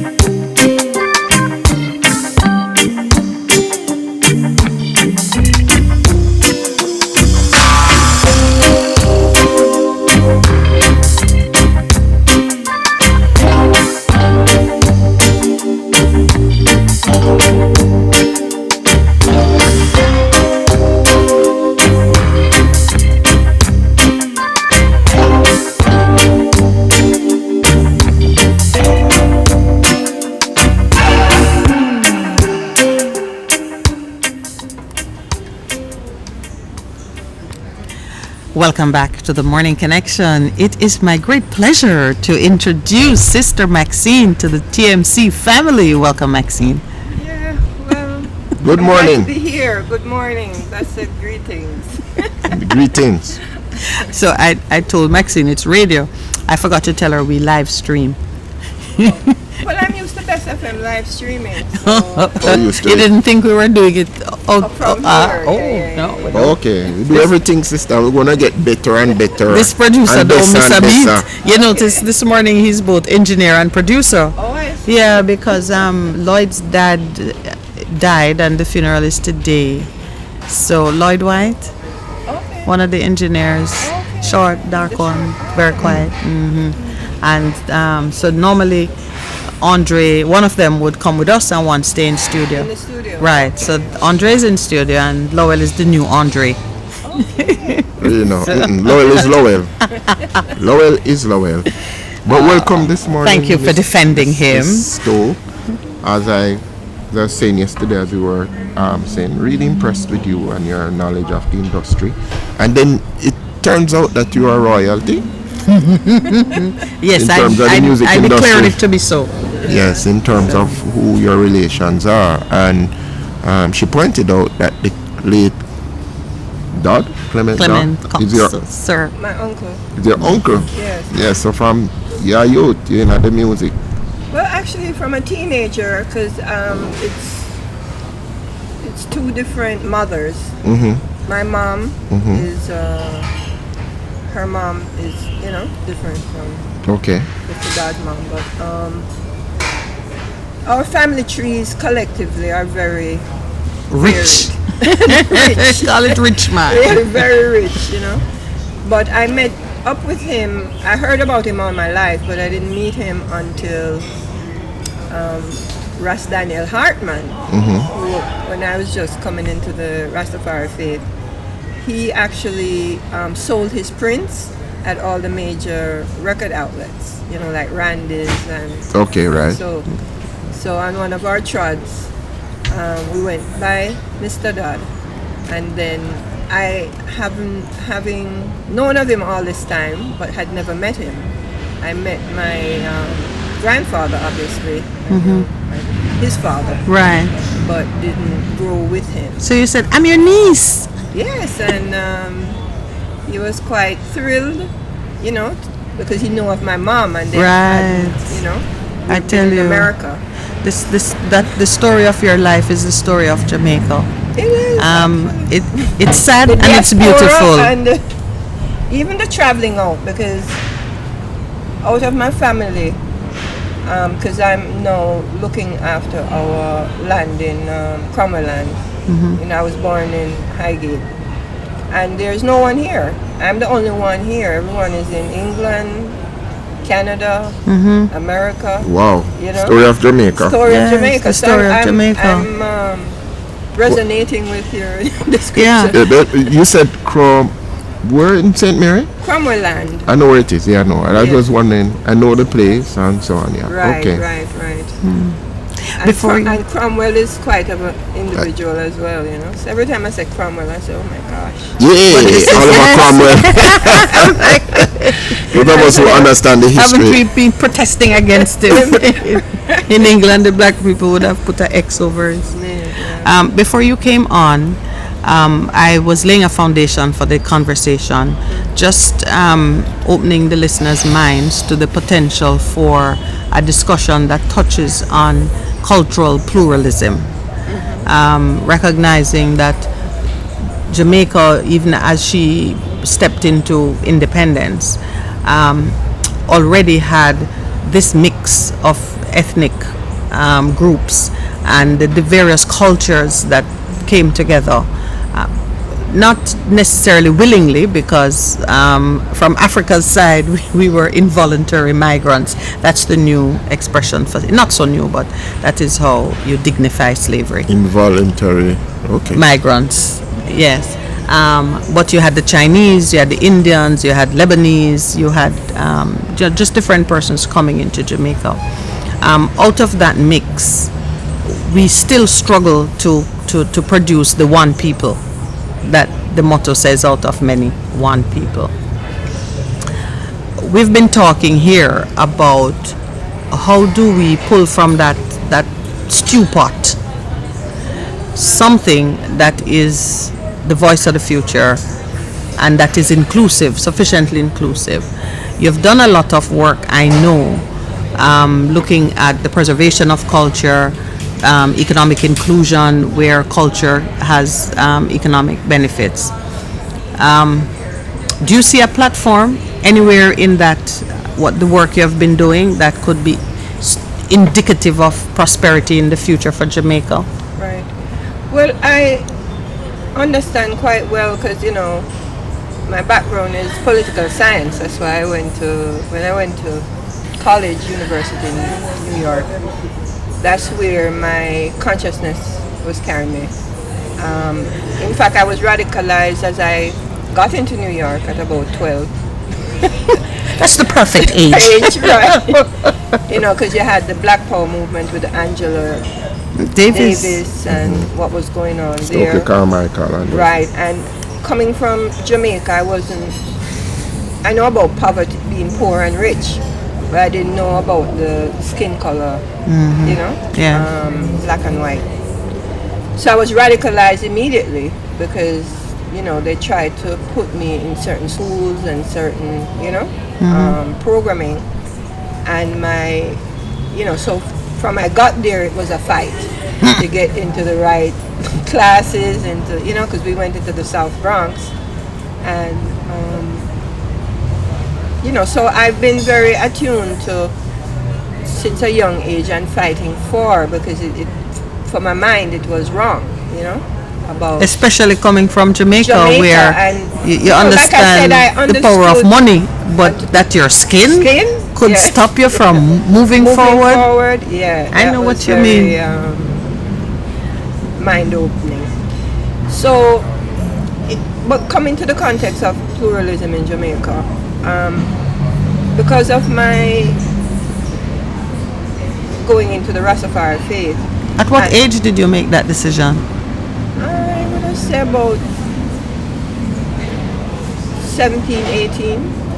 But at that time I was about 2 years into university. So I've always been advanced, age-wise.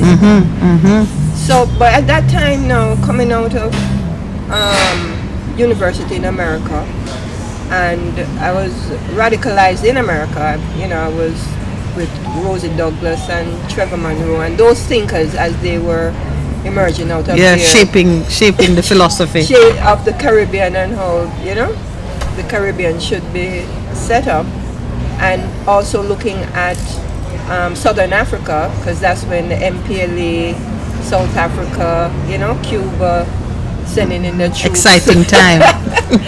To Angola, times. Man was putting power behind their ideas. And so I came up with a generation, in my, influence, a generation of freedom fighters.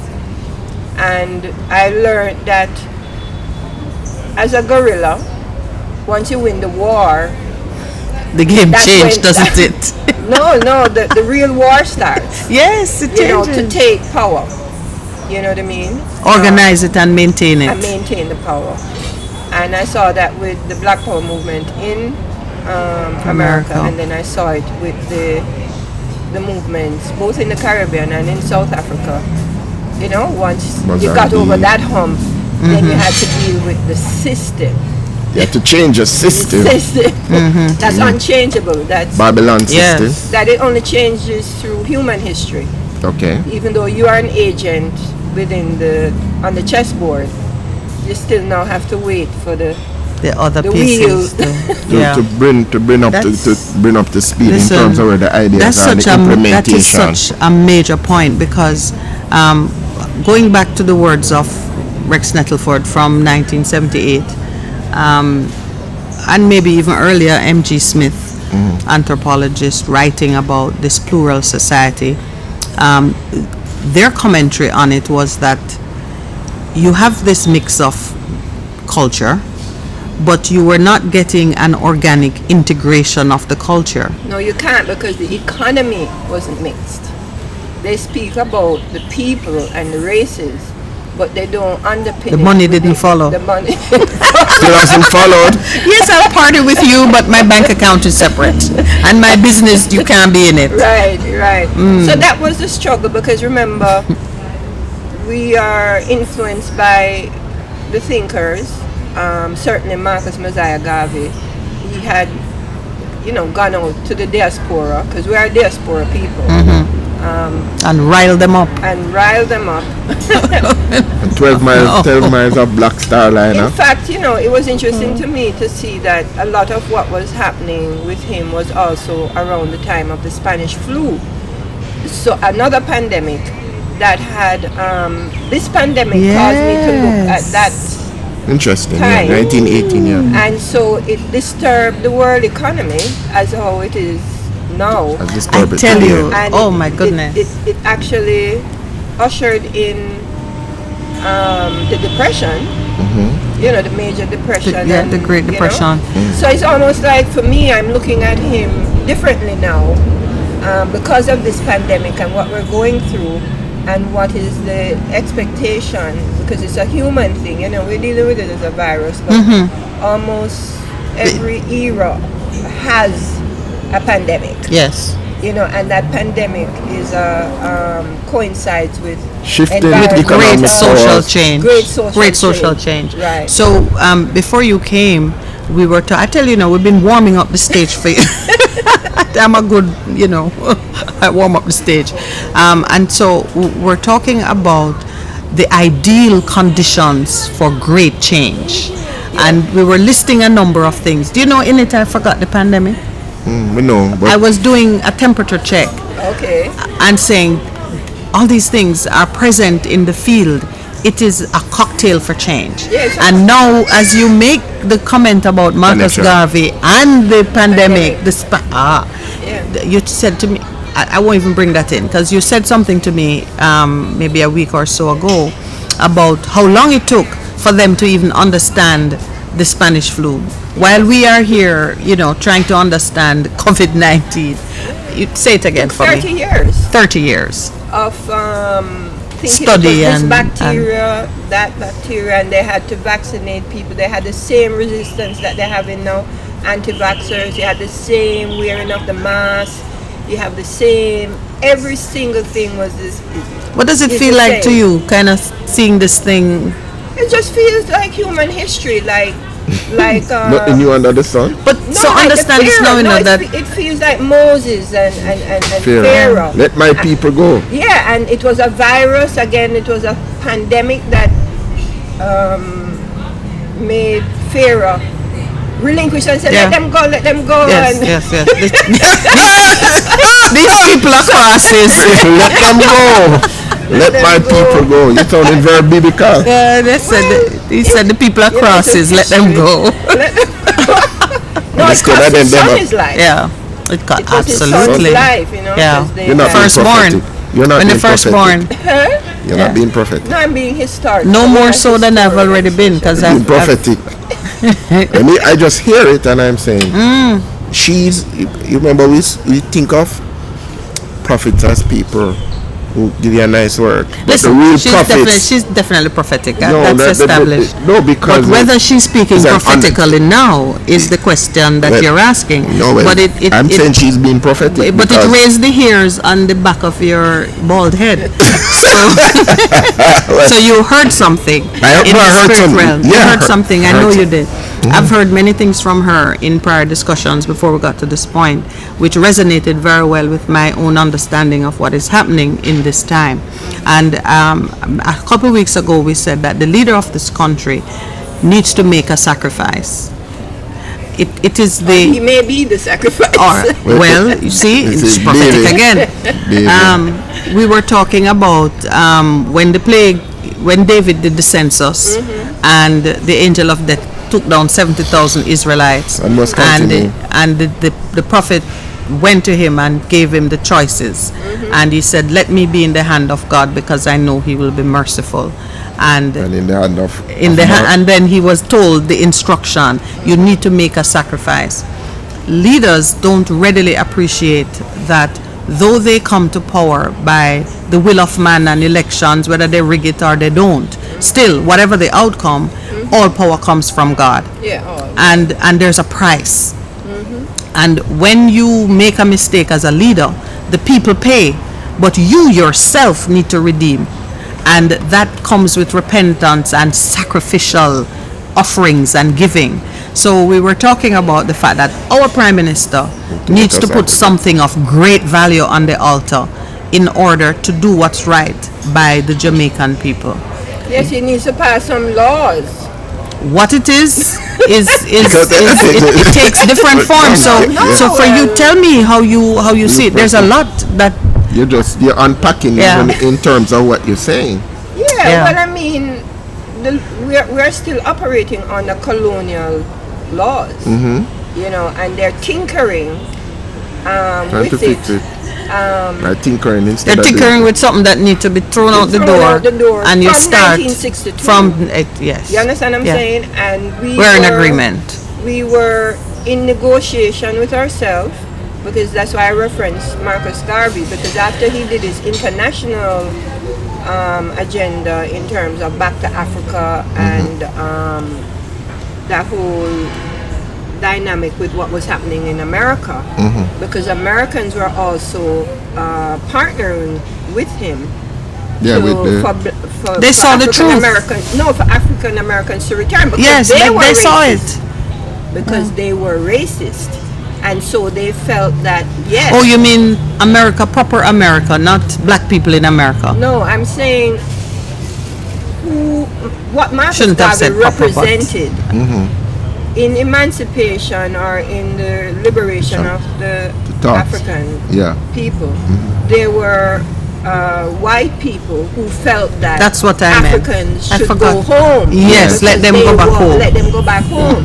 So they want to go, let them go. Yeah, his campaign, and mostly with the South, where there's a lot of racism in the South. Yeah, deep. He had, I forgot what, it's a whole set of powerful people who were working with him on the Back to Africa movement. And in fact, Liberia was a place that was set up and agreed to take with Sierra Leone by England for the return of these black people of Africans.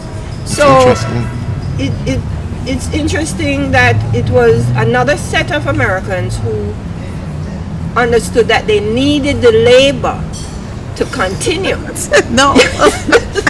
That fought the return of the Africans home, because they weren't looking at it racially. They're looking at it.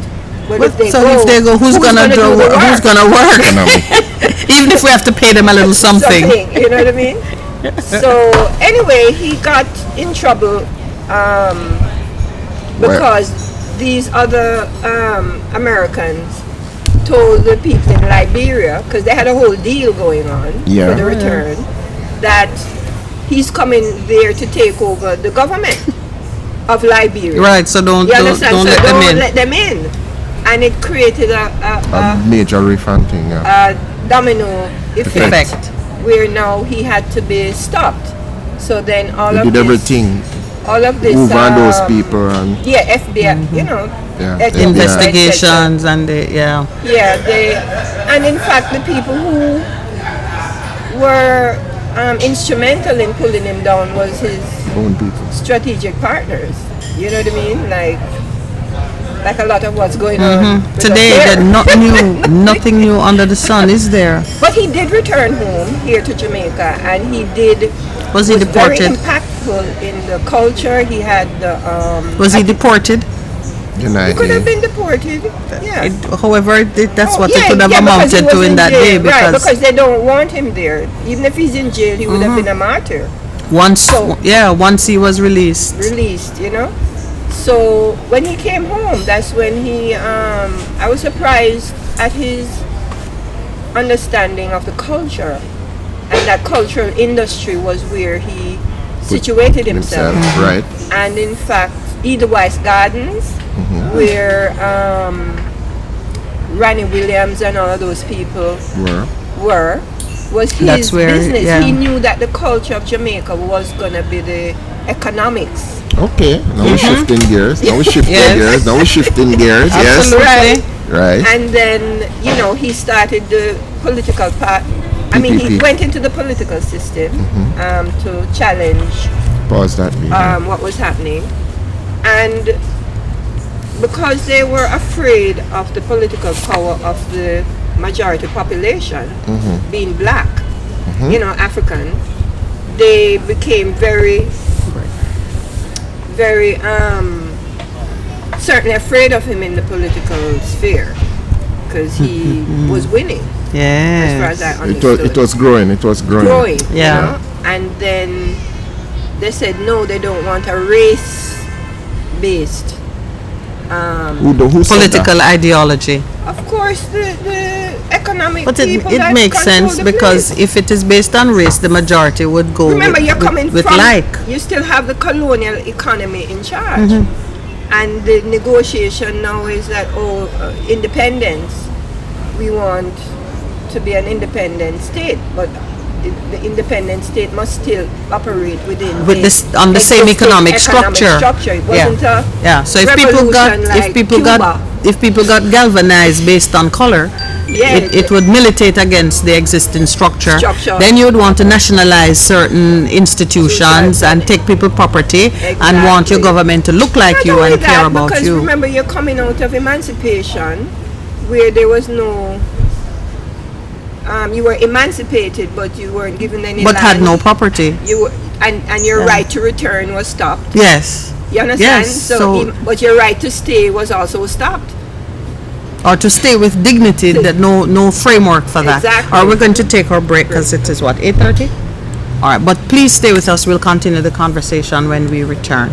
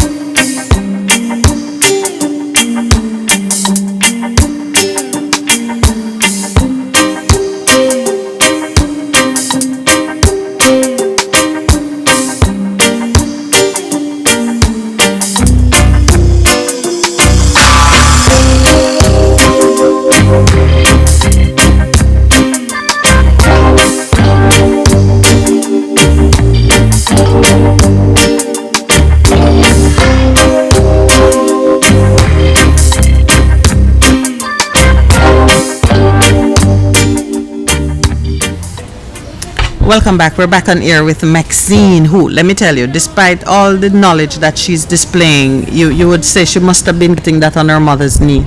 Because certainly, so young. yes, and it's not just look so young. She is actually a youthful person. It's not a mirage. I asked Maxine during the break whether this second go around. position she occupies as someone who was so close to the front line and had such a keen understanding of things then, and to be sitting at the front line again now. How does that make her feel? My question really is, does it sadden you or does it energize you? I think it energizes because you see your destiny and your purpose. Wow. You know? I love that. Yeah. Big words then, Maxine.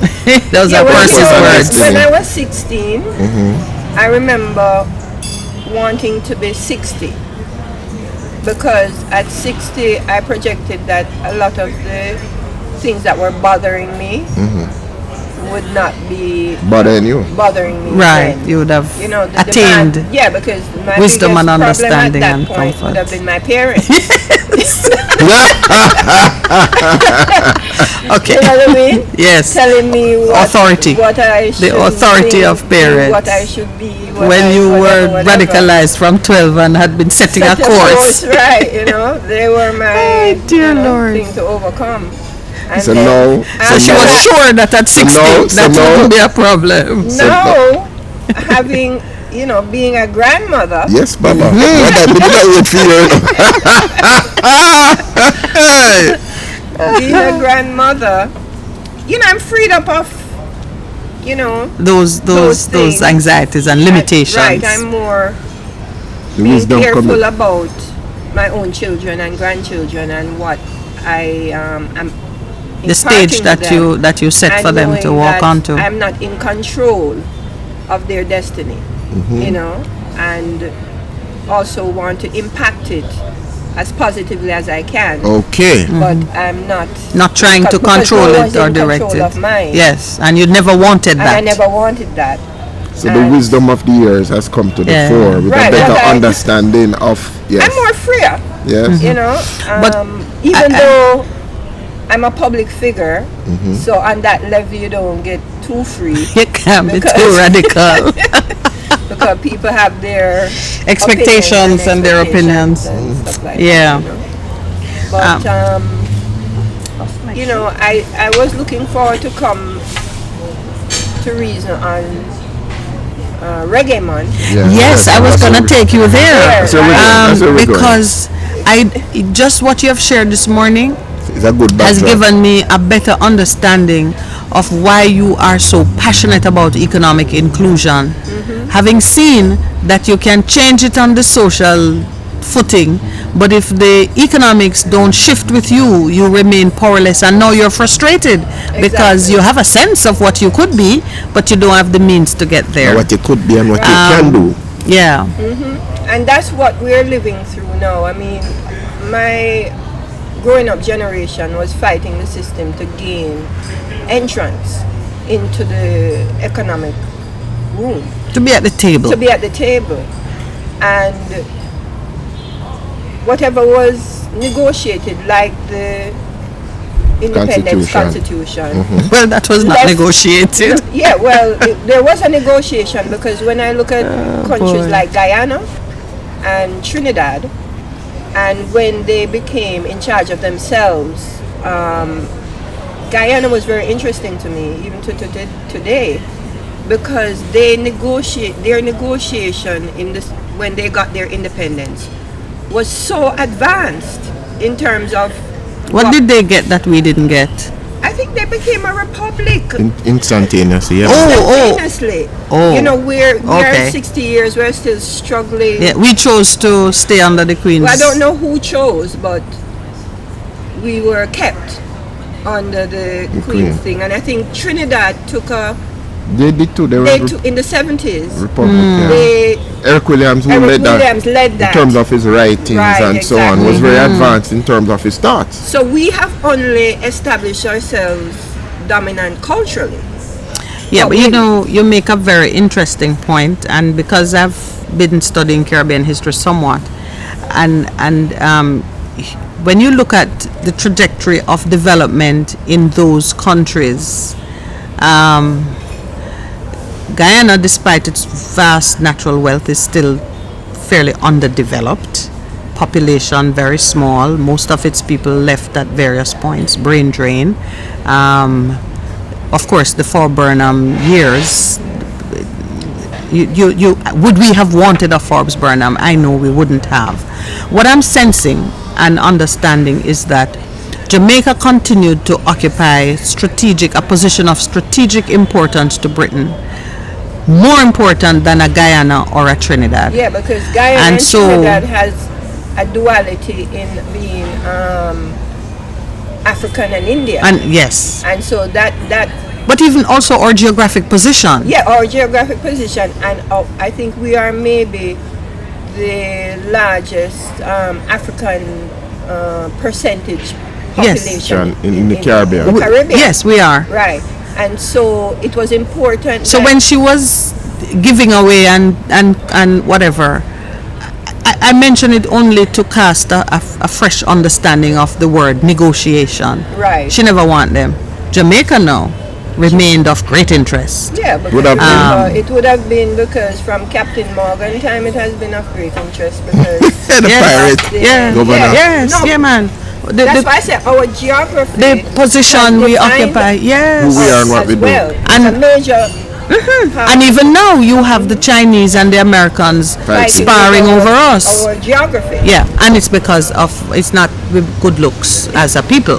It is how we are situated right. In world geopolitics makes us very interesting. But I don't want to pull her away from the music because, as you know, we could talk a mile on just about any subject. No, but just that point in terms of the cultural makeup of our countries. Guyana is Indian, Afro, Negroes, same thing for Trinidad, but we are predominantly Negro, and that is what has affected our cultural development, our political economy, right? But and also cultural development. But you made a very important point, which is where we're going in terms of the cultural forms that we have is what should be driving us economically, but it's not because it would empower the people politically, right? And the people, because Bustamante came in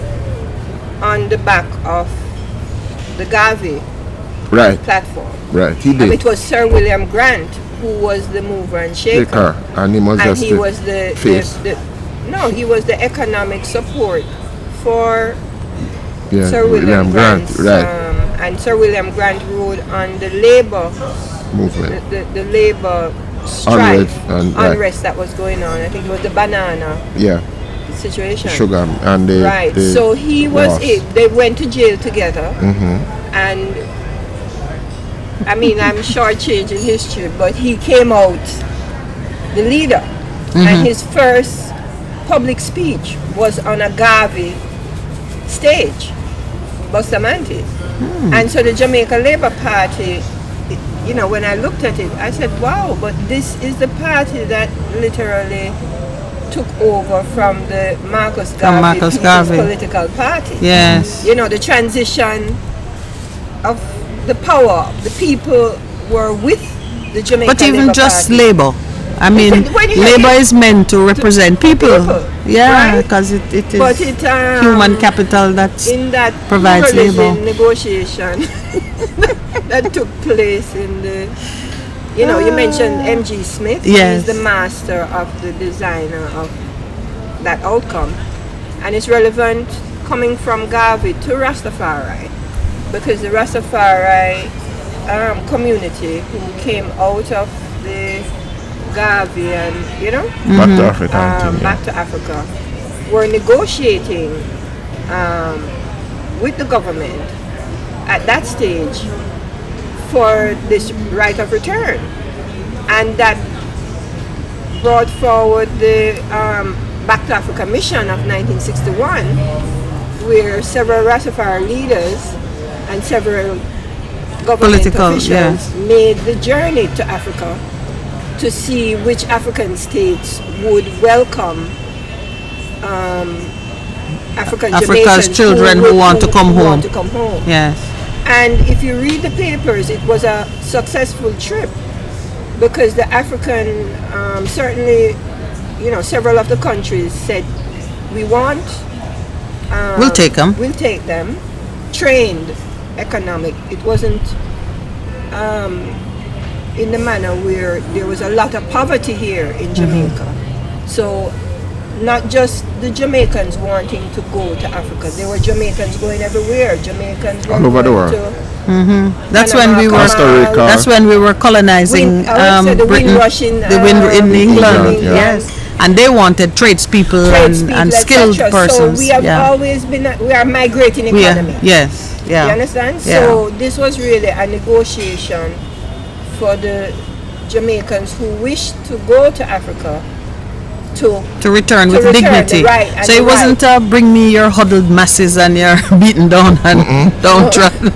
No, It wasn't an Ellis Island type but of I mean, invitation. the Rastafari and Marcus Garvey was saying that the African economy and the African history and the African place in humanity should be linked, whether in all forms. wherever we black are. people were. Yes. And it wasn't Still a true. cultural, it's not just a cultural. Economic. It's the economic.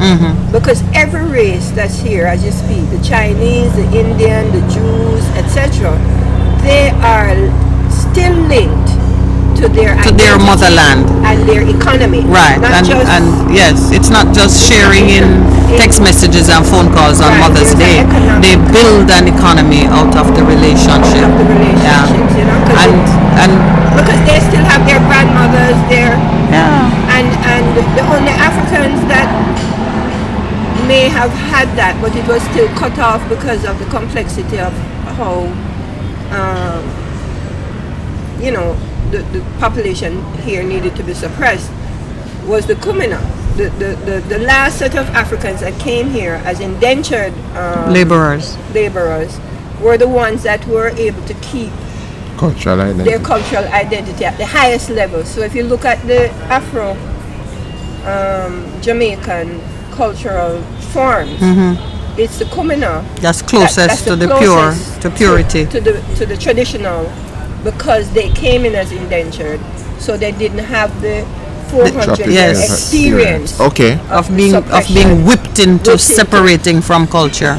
I want Yeah. to say something. Here's a Marcus Garvey quote. The Negro will have to build his own industry, art, science, literature, and culture before the world will stop to consider him. Marcus Garvey. Yes. Quoting that. But, I was just looking at you when you made the statement about the politics, because we want to talk about the culture because we are in Africa. In 1929, the People's Political Party, this was their manifesto, an 8-hour work week, a minimum wage, a larger share of self-government, protection for native industries, a legal aid department for the poor, technical schools for each parish, land reform, libraries and civic improvement for parish capitals, city status for Montego Bay and Port Antonio, and a national park at the Kingston Racecourse. This is 1929. So Garvey in itself, in terms of his party, was talking about the things that we are talking about even today. Some of them have become a reality. It's a natural assessment of what he looked at and says, And so it's enduring. It's enduring. And I can see where the Labour Party carried out achieving some of the those things. those mandates. The minimum wage was introduced. It might not be where it ought to be today, but as you say, there are some radical changes that Radical need to be share of made. self-governance. I want to share with you some of the comments from our folks online. Well, one person, when we come to it, we want to talk about digital currency and non-fungible tokens in the monetization of the culture. arts and culture. The question was asked, are we considering that as one of the ways of monetizing our cultural output? I said absolutely yes. I have spoken to her on it before, but there's at least one listener who wants to hear more about how we're incorporating modern technology in monetizing the culture. One other person, somebody asked if you're related to Headley Jones, but you didn't answer that on air. No, not related to him, but he's related to my uncle in terms of the innovation that sits at the development of the modern Jamaican music industry. All right, you will explain that. But there are a few things. Mr. Wilson has said Marcus Garvey's Liberian project was sabotaged by the U.S. government. You mentioned that, using one of his greatest enemy from the U.S., W.E. Du Bois. Okay, who at the time was a member of the white-controlled NAACP. The US and other European exploiters, Britain, France, etc., never wanted Garvey or his movement in Africa because at the Berlin Conference in Germany, Africa was divided among them for exploitation. Not following that particular sentiment. He's actually saying on both sides of the pond, nobody wanted Garvey to go back to Africa.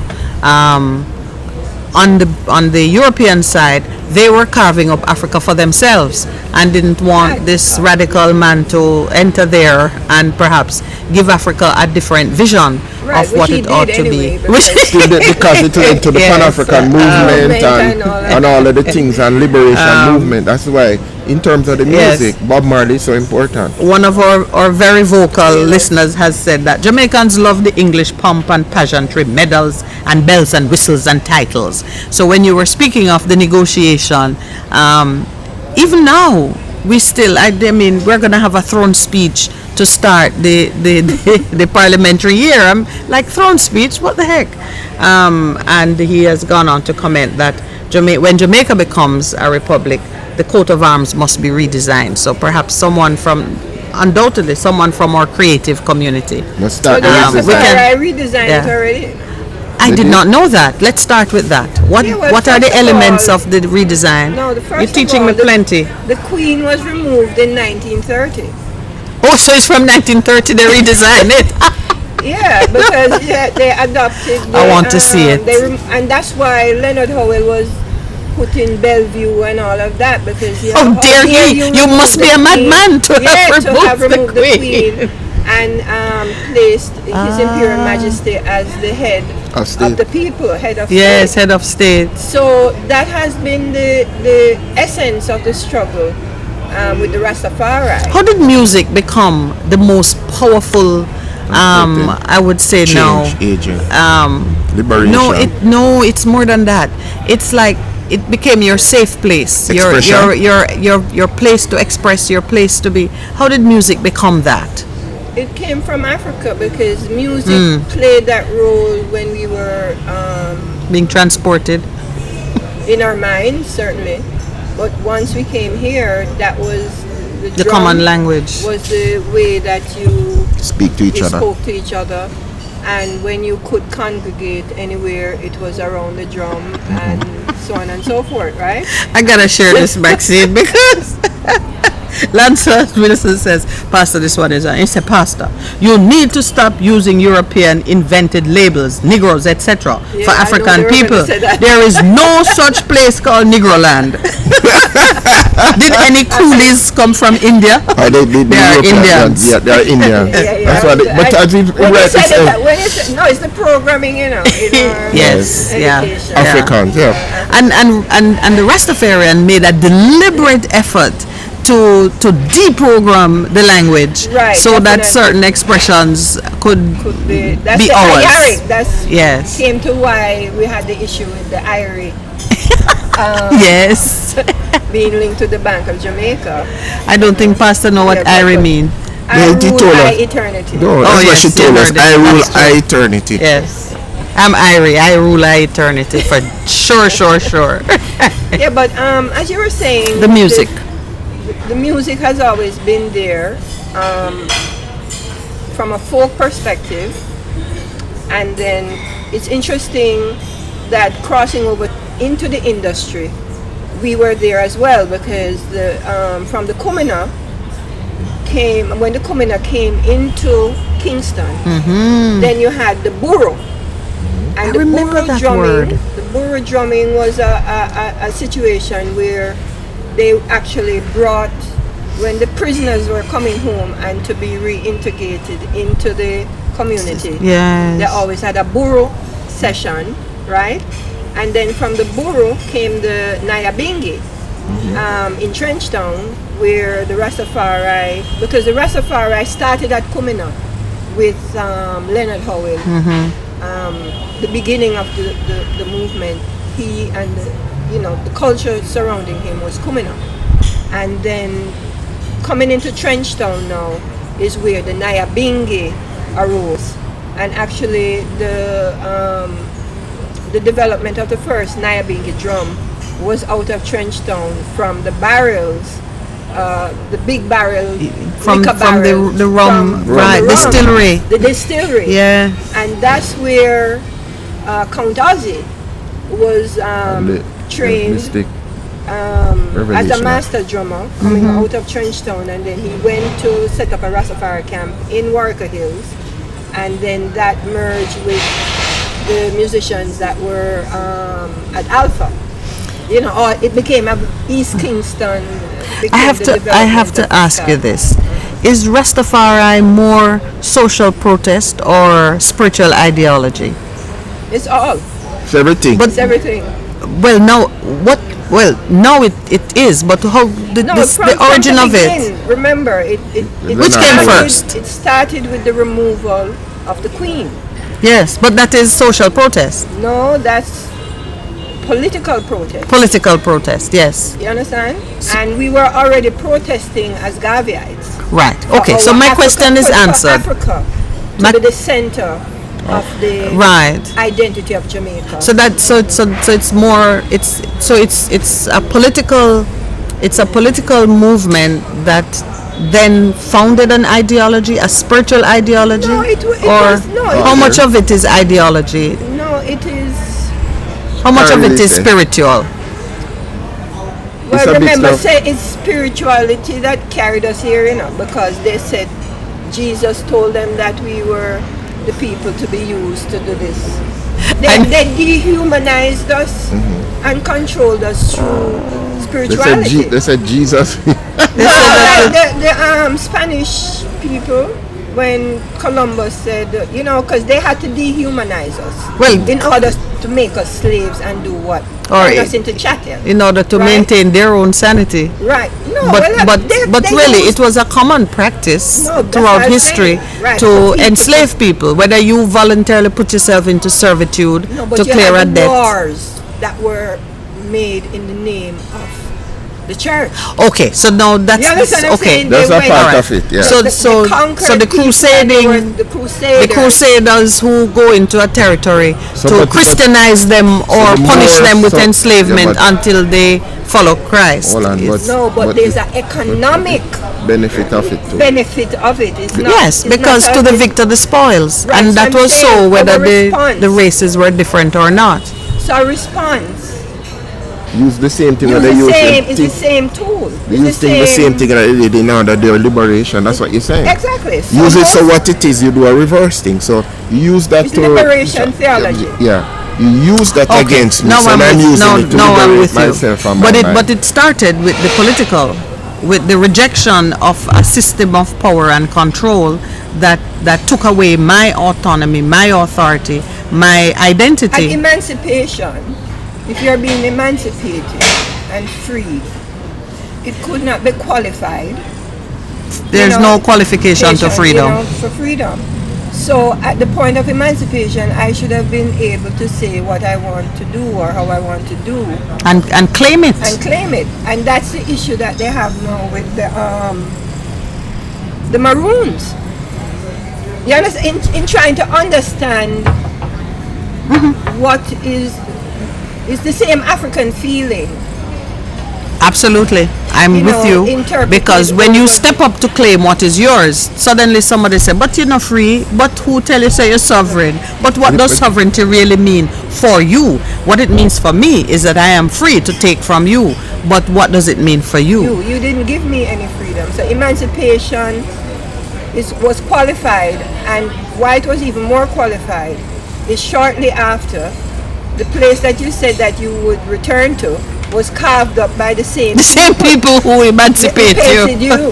So even in going back to Africa, Well, listen, man, that could make a man frustrated. yeah, Yeah. exactly. That So was the then that point. is Yeah. where now the spiritual becomes important, the spiritual direction, because when you look on the physical plane and you You don't see see anything. this No, you see the obstacle course.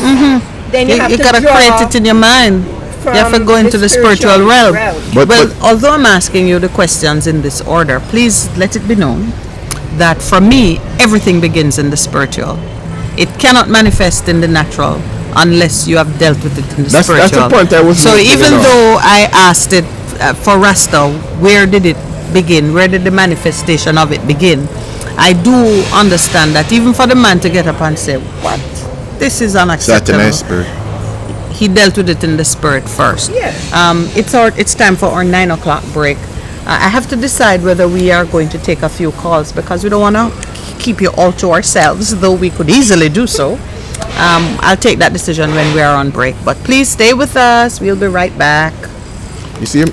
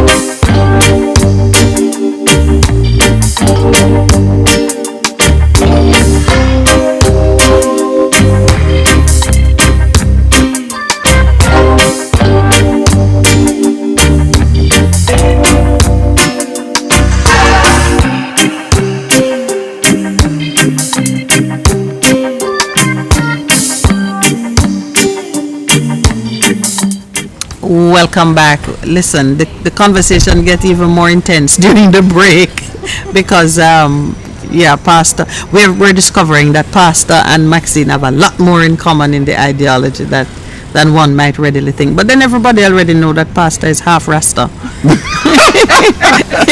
No. What, full Rasta? No, Pastor is fully God. Well, In the Rasta image is of God, is Yeah, God man. Yeah, man. Man of God. So we touched on the Solomonic dynasty. I wanted to just enlarge on that because just that combination of the spiritual and then the desire to manifest in your circumstances who you really are bring us to that point now where we can start talking about the music The music. by the rivers of Babylon. And we sat down and when we We sat down. Yeah, well, I mean, if you go back to Moses, what's that famous film with Ten Commandments? Omar let my Sharif. people go. Yeah, but when in the In the movie. film, you have where Ethiopia steps in. Mm-hmm. You know, when they're trying to conquer, you know, the whole idea of the Nile, Mm-hmm. Egypt, Ethiopia, as the center of, well, where we are now in terms of current History. history and thought. Where our World basis of events, our- where even our basic of our knowledge, our basic how we I communicate. remember Moses was language. married to a black woman. People don't know that in a Well, Moses himself was black. Yeah. So, but just to say that, Rastafari, when you ask about the spirituality, the kings and queens or royalty were emissaries of God, right? Regardless And where they come from. where Yeah. they come from. Yeah, they held power. They had the power of Delegated to them as The- like as God. the, Yes. as the intermediary Between- to God, or they themselves were God. You understand what I'm saying? In different cultures, they're merged, How they see them. or Yeah. they're Yes, well, God said to Moses, to Pharaoh, you are God. Yes, Aaron will be your Moses, and to Pharaoh, you are God. When you speak, it Exactly. it So- carries the. So when we speak of power and politics, we're still speaking of the spiritual, because it's still a spiritual interpretation that I am so because God. I have the God, authority. I've been given the authority to whether control the it's Pope or situation. the whatever, it's always Yes. coming from God. So in terms of His Imperial Majesty and his lineage and his role in history, he is the liberator based on where he came into the Into the stage, into onto the stage. stage. He And came- Ethiopia shall Right. stretch forth her and hand. also, I understood from studying history that prior to most of the leaders of the Rastafari movement came from the revival movement Coming. where they were speaking of the coming of the Lion of Judah, right? This was before the birth of His Imperial Majesty. So his birth and his coming on the stage was already in the consciousness of the people, desiring their Liberation, redemption right, and yes. emancipation. Yeah. So upon his coming on the stage, he was being watched because of his dynasty and his lineage, and then he began to perform in the manner of a liberator, right? And then Ethiopia, in the carving up, was the only place that That was could not not be Colonized. And right? one of our listeners reminding us that there are still 14 African countries that are colonized by yeah, France. they're Still, and yes. if not, they're still economically Yeah, their money has to go to France. France, and even the states that are existing, they still have to use the dollar or the euro or whatever. In Again, fact, the economics. economics. In fact, this week there was a flag raising ceremony, I think yesterday, by the African Union, seeking to create their own economic platform and power by A common through currency. the same currency thing that's happening shift, that they will no longer be pegged to the US or the euro Or the in euro. terms of trade And you stuff know, like that, it may well come down to leaving what is there and starting fresh with Well, what you have, well, because that's what they're not gonna give you back, and they're not gonna let you go, and it's going to right, be a but you fight. recognize that their wealth is determined by your mineral resources. Absolutely. You understand? Yes, Because my yeah. mom and sister worked at the Federal Reserve Bank, so I'm quite aware of the gold that sits below. But then have none. That all of their theory and whatever is based The valuations On the are all gold based that on is the sitting- actual gold that is in a vault. in a vault. Yeah, I know. You know what I mean? I know. And- But you know, there's a thing that is about to happen, because the existing financial structure of the world has been built on so much paper, and there's so much debt, that if we stop producing and stop buying from them, if we stop sending them our goods, consuming it or exporting to them and sending them our money, they have a problem. In this post-pandemic era, a number of things are going to come to the forefront of the brains of the thinkers and the leaders that, hold on, it's like a kiting system. when you stop writing that check, everything is gonna fall.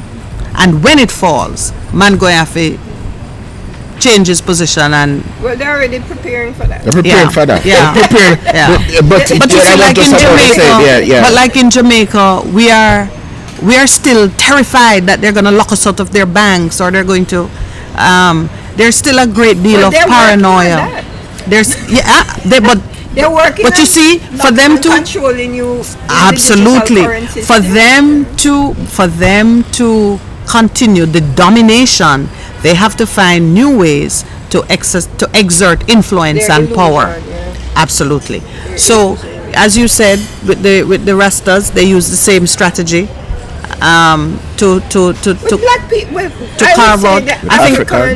I think Africa has that opportunity now. African retentions in Jamaica of which Rastafari is The standard bearer. the standard bearer.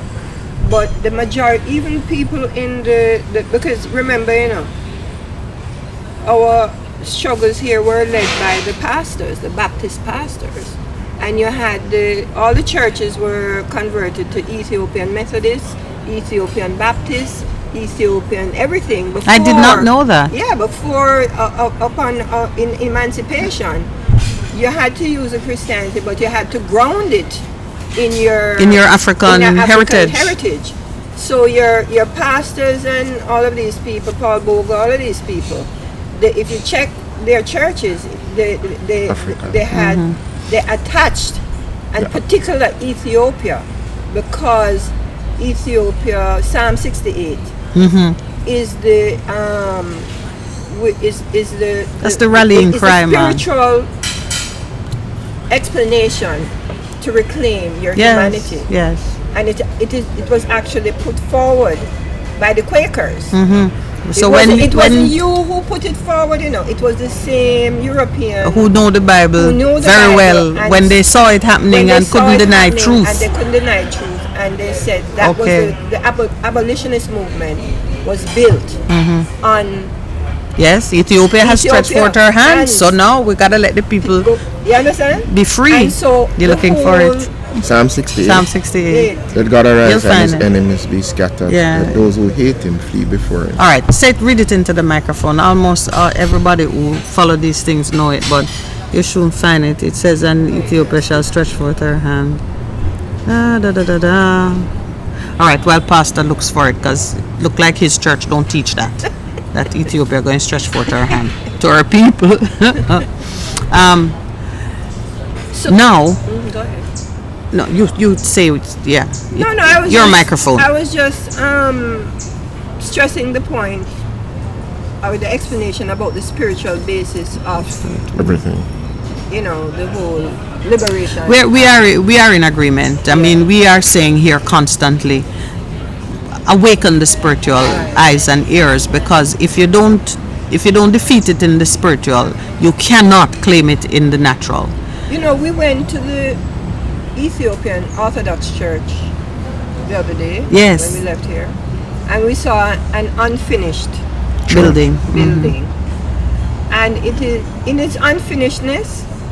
It is indicative of the struggle that after we went through that whole Ethiopian conversion of our Christianity, the leading church from the leading country got no support from the.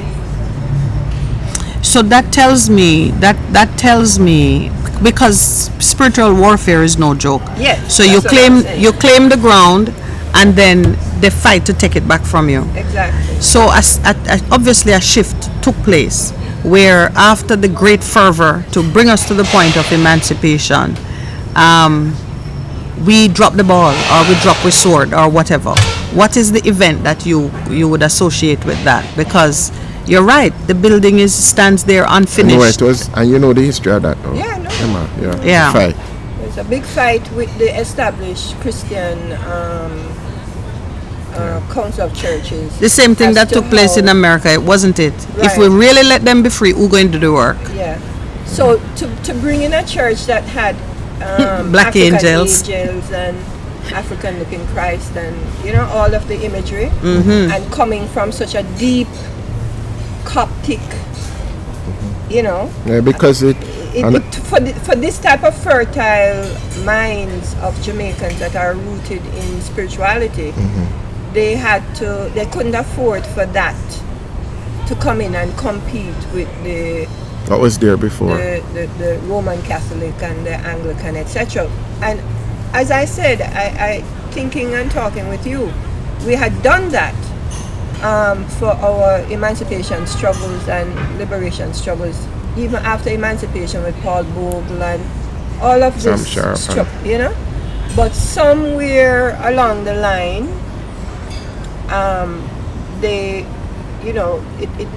that's why the Rastafari have such a front role in that struggle, and why the struggle now to control the narrative of the Rastafari exists, to bring them under submission in terms of by narrative. So they will turn it into Find it for you. where the reggae industry then, like we're talking to Reggae Month coming there, that the Rastafari culture is now controlled by the reggae industry and not the Rastafari community or church.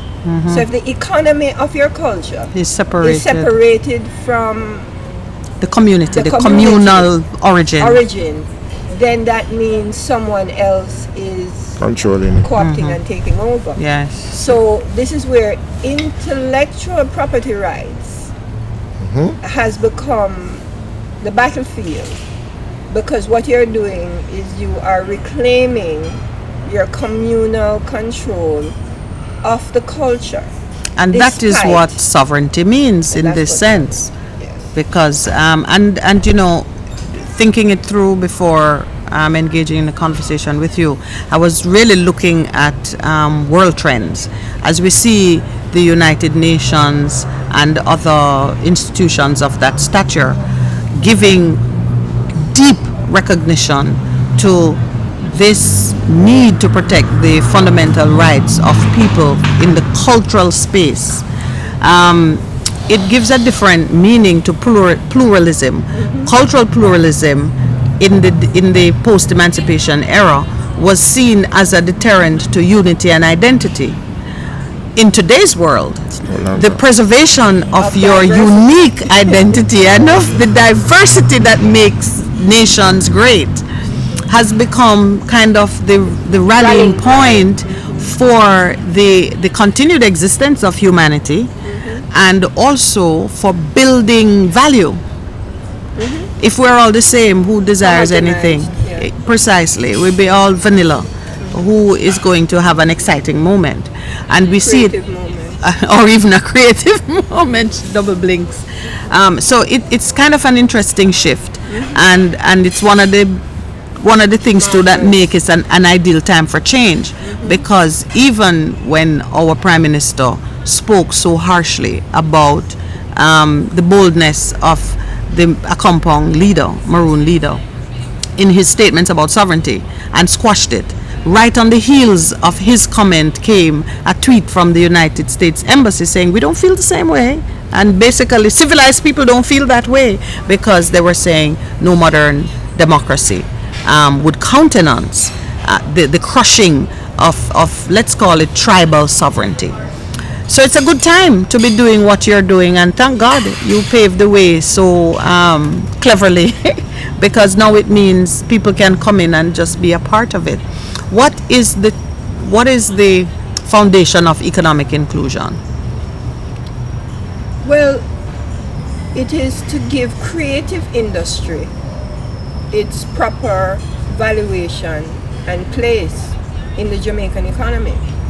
And it's not just, I came to the Rastafari intellectual property rights fighting for the rights of the music, the creators of the music, who are majoritively African Jamaican, right? And if you look at who is making the money and how it's being, retained. Yes. the African Jamaican creators, Okay, artists, nothing. etc., The bottom of are the getting nothing, and our inventions through our influence is now being taken up by cultures all over the world, and competing with us Yes. on the main stage economically, not just as music but as the merchandising, as the lifestyle, because it's not protected. We're just like fertilizing. We've been fertilizing the world, which is fine. But they're But when the harvest come, send something our right, way. Even the spirituality. That's why I said even if the artists are the missionaries, because they became the missionaries of The evangelists. the Yes, evangelists yes. of the Rastafari culture, but they are not interwoven with the community. They are interwoven with the industry, The consumers. and who is making the records, Yeah, or making the yeah. products. Yeah. So even if the artist is getting sometimes 3%, maybe get to 12 or whatever, Yes. who is making 90. 80%? Yeah. Yeah. And who is determining? And where does it go? Where? Yeah. Right? It is not influencing the development right. And of in Jamaica, Afro Jamaicans. you don't have one record company that exists here. You only have studios that create the music, And then it goes out. and then it goes out. Everything is offshore to Jamaicans because we have a Jamaican offshore economy. You understand? True. And the cultural industry of Jamaica doesn't have an international partner. Every other product here has an international partner. Bauxite, banana, whatever. Yeah. In the ganja, They're you know? seeking right now. But They're lining the up. music and the creativity, there's no wooing of international partnership. There's a stopping of it because they can't afford for that. That's the people now. It's not a product. That's the people, and these people must be contained, Control. controlled. Otherwise, if you look at even Bob Marley and as the highest, Yeah. and where is it? Where is he? Where is his legacy industrially? Yeah, the located wealth of it is outside of outside of Jamaica. Jamaica. Yeah. Some might say it's his children and they don't live here, but No, the truth of it's it, the beyond business that. The is business outside is of Jamaica. outside, and Yeah. you know, Even the museum that is here, it's so low key. It's nowhere near the stature. well, even of, if you go to Tough Gang now, Yeah. down Marcus Whoop, whoop. Garvey yeah, Drive, yeah. there's nothing going on there. It's just it's dark. Just a building with the building. colors on it. it is existing in Miami. Randy's downtown is existing in New York. So what would your ambition be? What's the end game? Is it that everywhere that reggae music or Jamaican culture is monetized, something should come back to Jamaica? Is that Yeah, a it simple is way so. of Yeah. summarizing it? And by coming back to Jamaica, because the music industry has the Rastafari culture in its hand, because they don't speak about Jamaican music, they speak about reggae. And reggae And is reggae is where Rasta. the Rastafari culture is, that genre Yes. is so dominant Yeah, that was they want to call, they didn't choose to call it, but the economy drove it that way because it's entrenched in the tourism and all of this. And what they're doing now is like they start reggae month with reggae gospel. You understand what I'm Yes, saying? So yes. reggae is not Rasta anymore. No, it You has understand? been They have diluted it, fully integrated into into every expression. but very much the fight is that, okay, if you're going to start off reggae month with reggae gospel, where is the reggae Nyabingi gospel?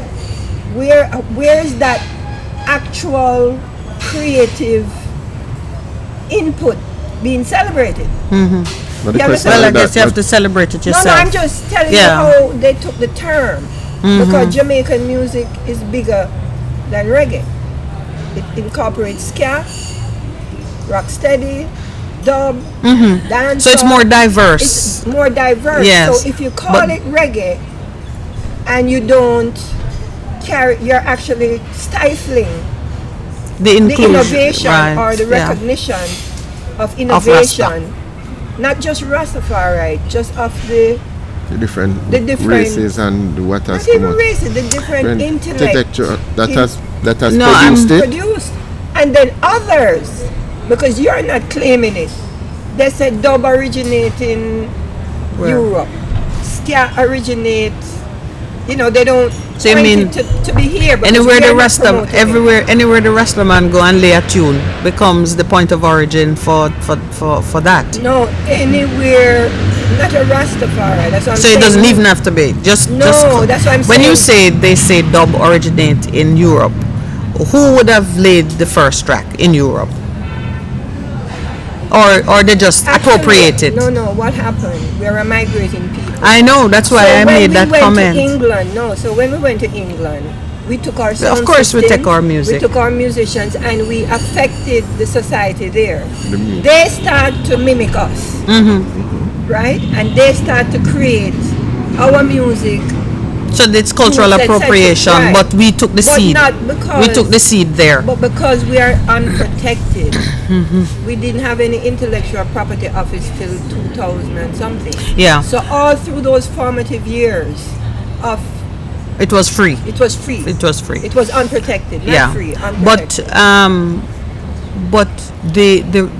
the structure of the law now, as it relates to cultural expressions and traditional knowledge, it allows us to relate back But and that's to what- claim what's yours. You probably can't collect the money from way back in the day, but from this point on, you are able to control. Is that a part of the conversation? That's part of the conversation and a part of the conflict. Because the political economy is used to be the intermediary. And to and control now it. under this new dispensation, it's Yeah, the community. the community that has now has power. power, and that is how it really ought to be. So when you speak about the community having power, you're talking about the originators of the originators of the music. of the Whatever the cultural knowledge and form is. expression might be, it belongs to those who created it. and those who created it are a collective. It's not individual. Yes, because it's So the it's- institutions that come out of this has to be trust funds Okay. on behalf of the the respective. different communities or communities. owners of the. It's yeah. not individuals Yeah. will emerge, but as they emerge, they have to give back. They the emerge trust. with the consensus and support of the community. Exactly. Because you have to Amendment. establish standards around which people can use what belongs to the Yeah, community. most gospel artists, for Yeah. instance, they are heavy contributors to their church. Yes, they give Yeah, back. they give back naturally without any. The truth is, it ought not to. You have to start with a kind of a commercial, transactional relationship to make it a habit. So persons recognize that it's a necessity, but in its fullness, it's voluntary, because there's no good son that won't look back and bless his father. I'm not so sure about But- that. but- No good son. but- Let's talk They're not about sure about that. that. There No, is no good son who would not look back and bless his father. You know of a good son who don't do that? Yeah, Then he because would they be a have no bad son. relationship. Let me ask you a question. In regards No, to but that whomever point. is father to him would be blessed. All right. So taking that same principle that you have just outlined in terms of, you're talking about registration Are you hearing of the mark, registration of the mark. So like, okay, the Aboriginal community that is in Australia has, I'm hearing myself, that there are some things that are trademark for them. Collectively. So anywhere in the world, because it's registered in Australia, anything that comes out of it, there has to be some money that goes An back to that. agreement first. Has to be an informed agreement. consent Yeah, an agreement with who? with the The owner of the mark, which The is owner a of the mark collective, generally has a council or a entity. a Right. committee or a leader committee or that a administers it. Right. or that governs Okay. the mark, because the mark emerged out of that Collective committee. collectivity that was is now being given by international law. Right. It's been Meaning- recognized. Because the states that evolved out of colonialism went against the tribal Right. authorities that existed In that that time. controlled Yeah. their. So let us bring it home to Jamaica now. So what I'm hearing you saying, first, what has to be resolved is the collective, and the collective has to have a leadership that is administering it on behalf of the collective. Any profit that might emerge out of the marks that have been registered will go to that collective. The trust. To the trust is a trust. The collective has to set up a trust. Trust, and then out of that trust, then it goes back into in the community. into the I community. want to make that very clear that Yeah, we very. understand the principle that is being spoken about in terms of law, because intellectual property right is in regards to law and how it Law. is administered. Right. So you are saying now the problem that has emerged in terms of the trust that has been set up, it is the political system that is trying to control it and not allowing the trust to But, do it. right, because you start to negotiate on your own behalf. Right, That used to be government to government. right, So now the government has to now integrate you as a civil society owner yes, into these arrangements, and they're not used to that. okay. They're So, used to just being at the table by themselves. okay, so All right, that is where the shift has shifting happened is in happening. terms of the narrative, and you're getting a pushback. Pushback. All right, Okay. let me interrupt a bit because we have to take a break. We've passed the 9:30 hour. So we'll come back and you can. No, man, I just want to get that clear. I think we have to have 4 Thursdays.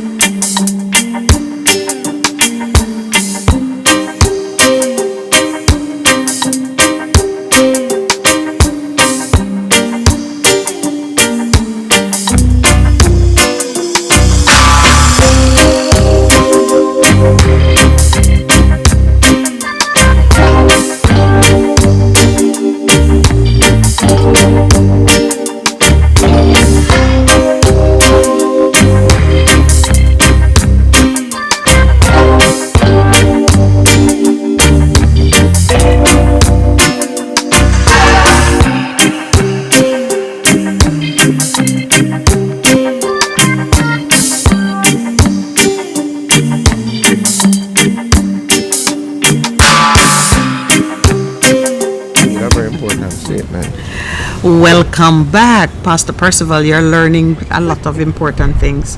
I guess we're all learning. No, but a lot of important things because you just said you made a very important statement. Yeah, Yes. in So terms you want to of, continue in that no, vein? no, it was in terms of the early struggles, in terms of the movement and what happened, and you fight, and then when you fight and win, then what do you do? When you recognize that you may have won the social and political war, but you don't have the economic power, and that I think is a very, very crucial and important statement, And because if you don't control the levers of the economy, then you really don't have control at all, which is the problem that globally. And Yes, it's the same. It's the same across the landscape of Jamaica. Whether you are Rasta, you're Maroon, or you're just Whatever a regular person. African Jamaican who is enter into the power, like the ceiling, like you can't break the ceiling. The glass yeah, ceiling, you they are. call it. You have been assigned the role of labor, and you there can't you try shall to stay. control. Even when you gain through human agency, Yes. you know, no one can stop you from gaining economic power. But when you gain it, you are still targeted not to enter the other room. So even if you gain, this is where Are you referring to carousel? No, Are you speaking about? Yeah, carousel. We're not doing that today. Are you speaking? No, but that has been the story of it, and many other Jamaican business ventures. And it's a reality that it's you a reality. have to You have to overcome. understand, And you have to overcome you it, because you gotta find a you new have to- way.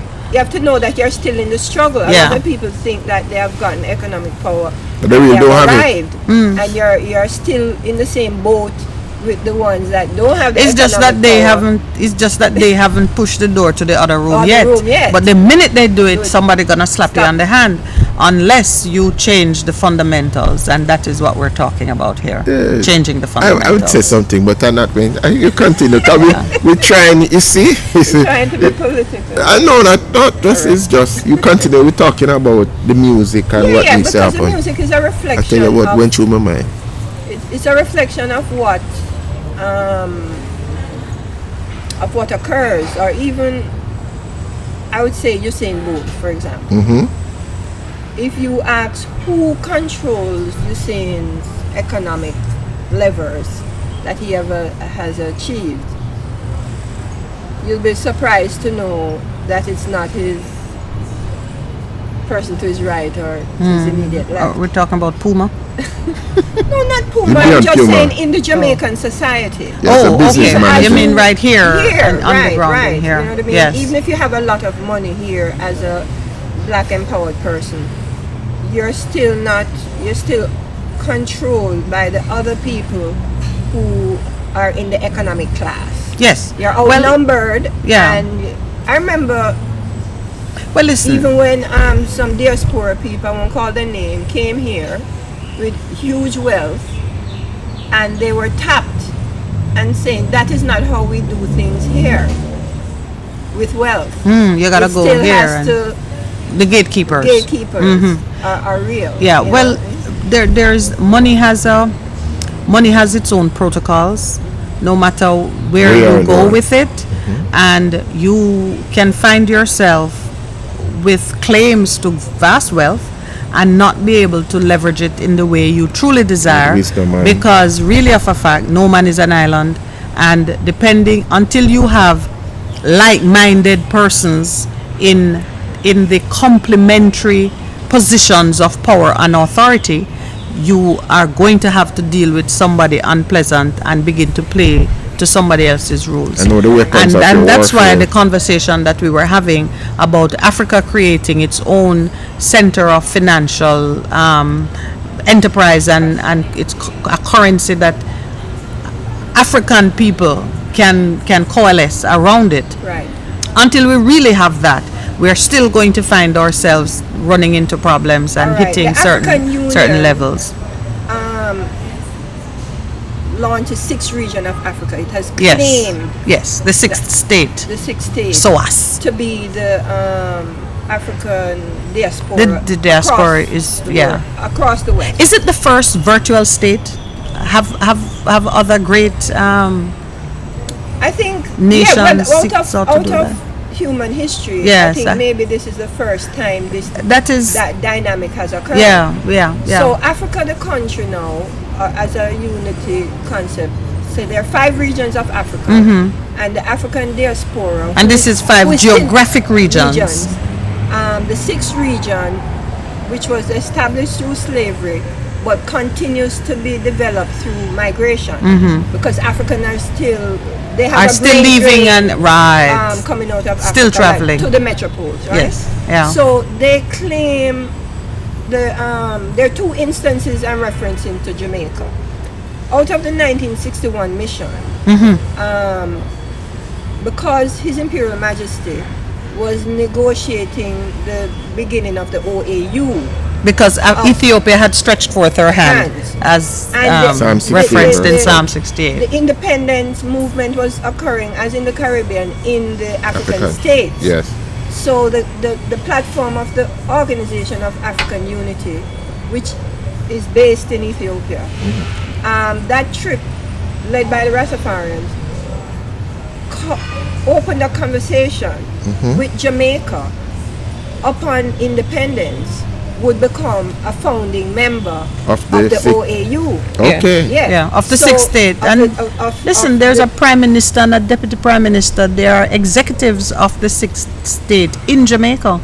So I'm saying We should from try and get him on. 60, Mr. Johnson. the 60, Johnson. the 61 mission and the 62 constitutional negotiation. Yes. That was the premise, that Jamaica upon independence would have been a state of Africa. Aha. Right. Upon the creation of the sixth region, they also looked to Jamaica to be the state For leadership. that hosted the relationship with the OAU. It is instead in Guyana. Dear Lord. Because Right. when they were negotiating, what happened? Yes. Because Jamaica refuses still have any direct power linkage to Africa.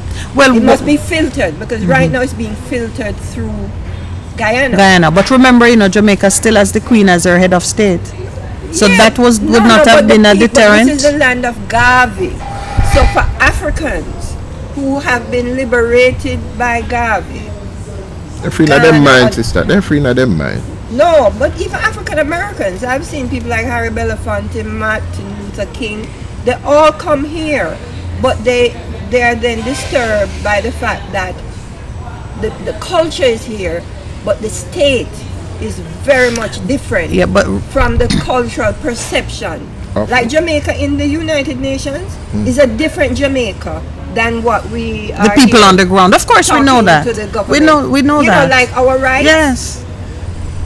In the United Nations, we are like a Standard. bastion of freedom and Yeah, man. standard of rights, etc. Yeah. That is not given. We don't even know. That's what is being what said about us. No, We're man. changing that on this program. We're seeking to talk truth. There's a United Nations platform designed, the Decade of the African Descendants. It's this whole conversation or narrative that is being built to empower the African descendants, right? That's also linked to the sixth region. It is also at the United Nations, because the African descendants are at the lowest level of economic inclusion Anywhere in the world? all over the diaspora. Yes. So they set up a platform for country visits for every country with African descendants to be studied, to get the similarities and what type of programs And strategies would be used to change that. Are you a part of that conversation? Has refused the country visit as one of the primary Established personalities in the whole dialogue. In the diaspora. and who actually ushered in the platform at the UN. So now, let's talk a different line of reasoning. Because You can't understand. we You here refused it. are talking Talk about truth, sister. Talk truth. we You here, but refused it. it's clear who would refuse it, because the relationship is managed through Ministry of Foreign Affairs and so on, and at the highest levels. Yeah, exactly. Yeah. So, but here's what we've been talking about earlier. I was saying to And the Percival. leading rapporteur is a Jamaican that is traveling the world and studying. Yes. But here's a problem. Here's a different conversation that we need to have.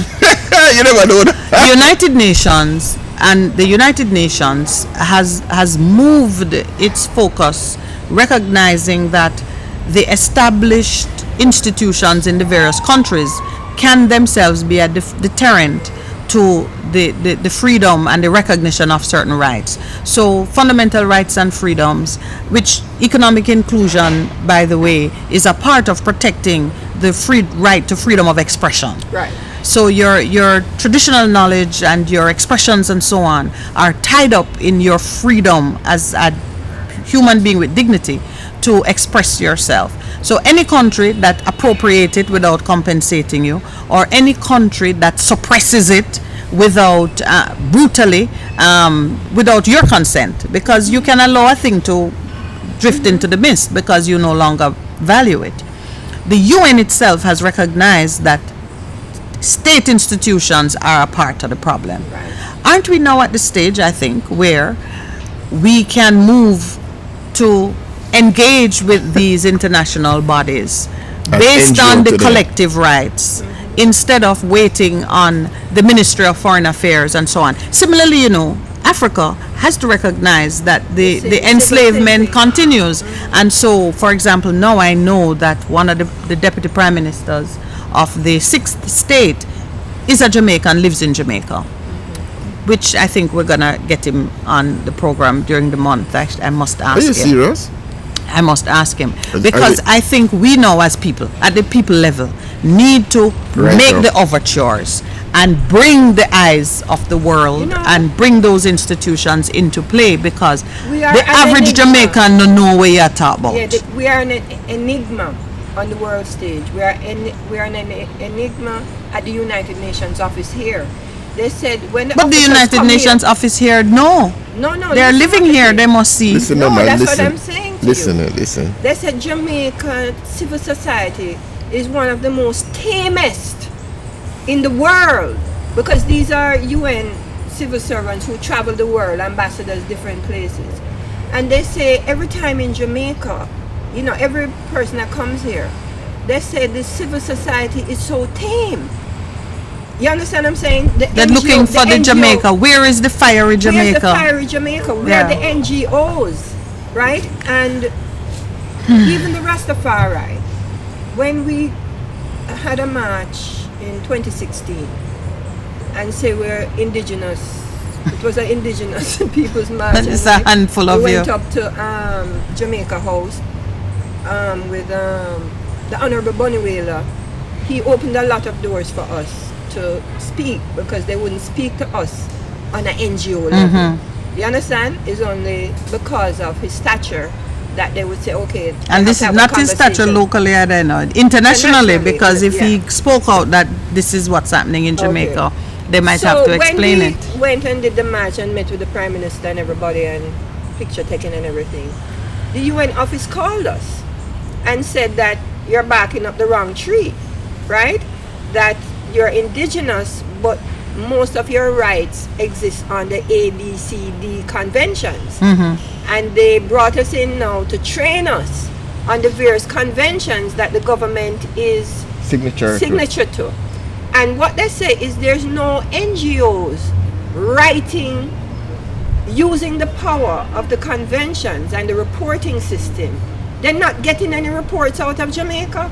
They know something is happening here, because it's happening everywhere in the world. Yes. But the type of reporting and using of this... well, you've only just now highlighted another area of betrayal of trust, where the leaders that we elect to serve us and to represent our interests, both locally and internationally, are not doing a job that reflects the heart of the people. That's all it is. When you see the crime and violence that is happening in this country, you know that people vex and people not satisfied, and people are deciding to take things into their own hands, which is not what we want. What we want is for persons to feel that there are systems in civil society that will respond. Yeah, for example, if you find out how much people die because of deadlift, right? Putting it very crudely. because there's no will or anything in will, place. or the land is not titled, or you know, and if you know how much violence It's as a is result of created just because of, just as an indication that if they're breaking down, like now they're talking about lot of scamming and you know different things that are occurring, but there are fundamental domestic issues Yeah. that generate violence and Yeah, because you know when Marcus Garvey's party said a legal aid program that is accessible, that was very, 1929. it's because he knew that newly emancipated people would never have enough money to litigate their issues and still don't. and find, and we still don't. So the system And the land set against reform, it. and so yeah, man, we kill man over dead left. yeah. Because what's the point to get a lawyer to do this? It takes years. By the time you Just get kill the something man out and of done. it, yeah, absolutely. We're not endorsing it, but we see.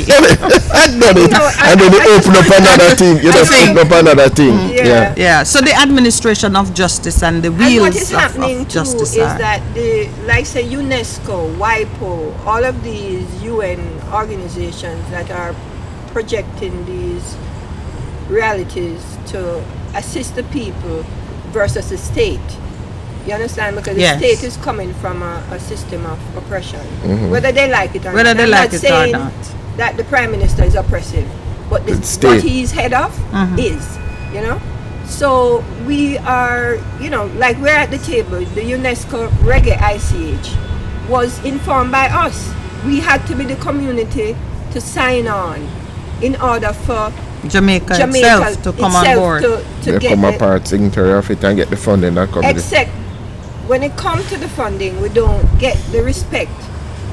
When the money comes, When the money government comes. spend it as they see fit. And that's where the And struggle that is again coming. is the economics Economic, of it yeah. being separated from the hands of those who create it.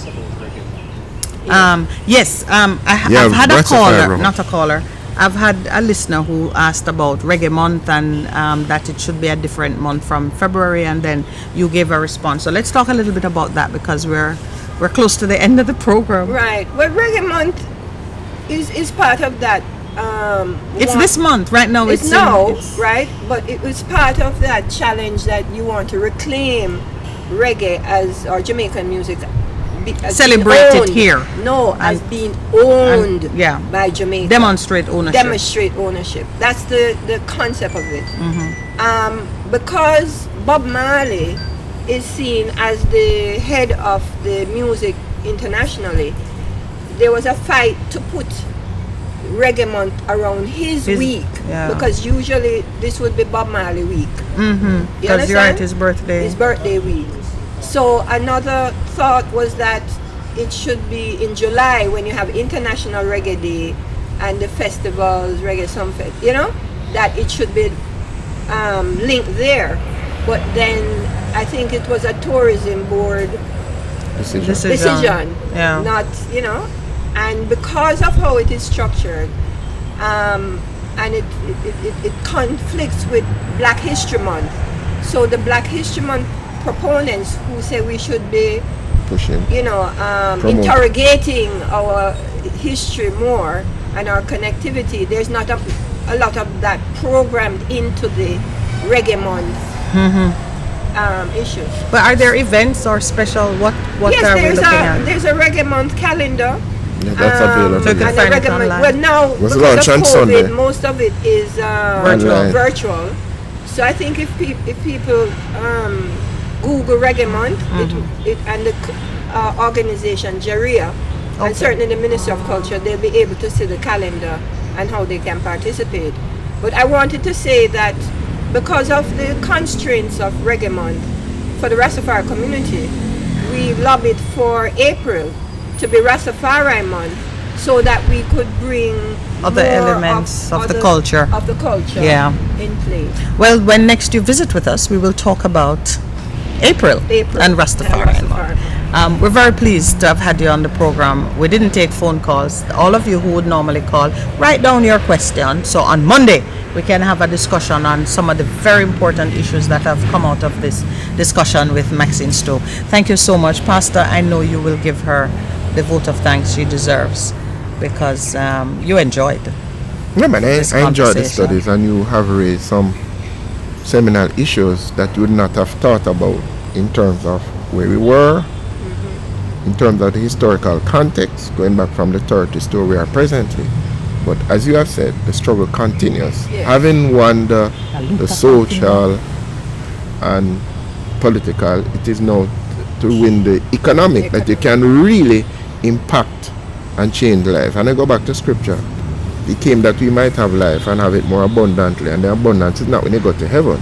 It's The right abundance here. is right now in terms of people being released economically to enjoy the fullness now. Thank you very much. Really appreciated it, my sister. See you again next Thursday, same Yes, place. same place, same time.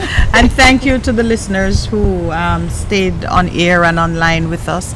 Your support, of course, is what makes us do this day in, day out. We love being at Ligonie Club too, and we're gonna have some breakfast now, I think. Where did we lose thank our you identity? also to the Ligonie Big Club tune. and JD Urban's Pub for hosting us here. Mr. Producer, thank you so much.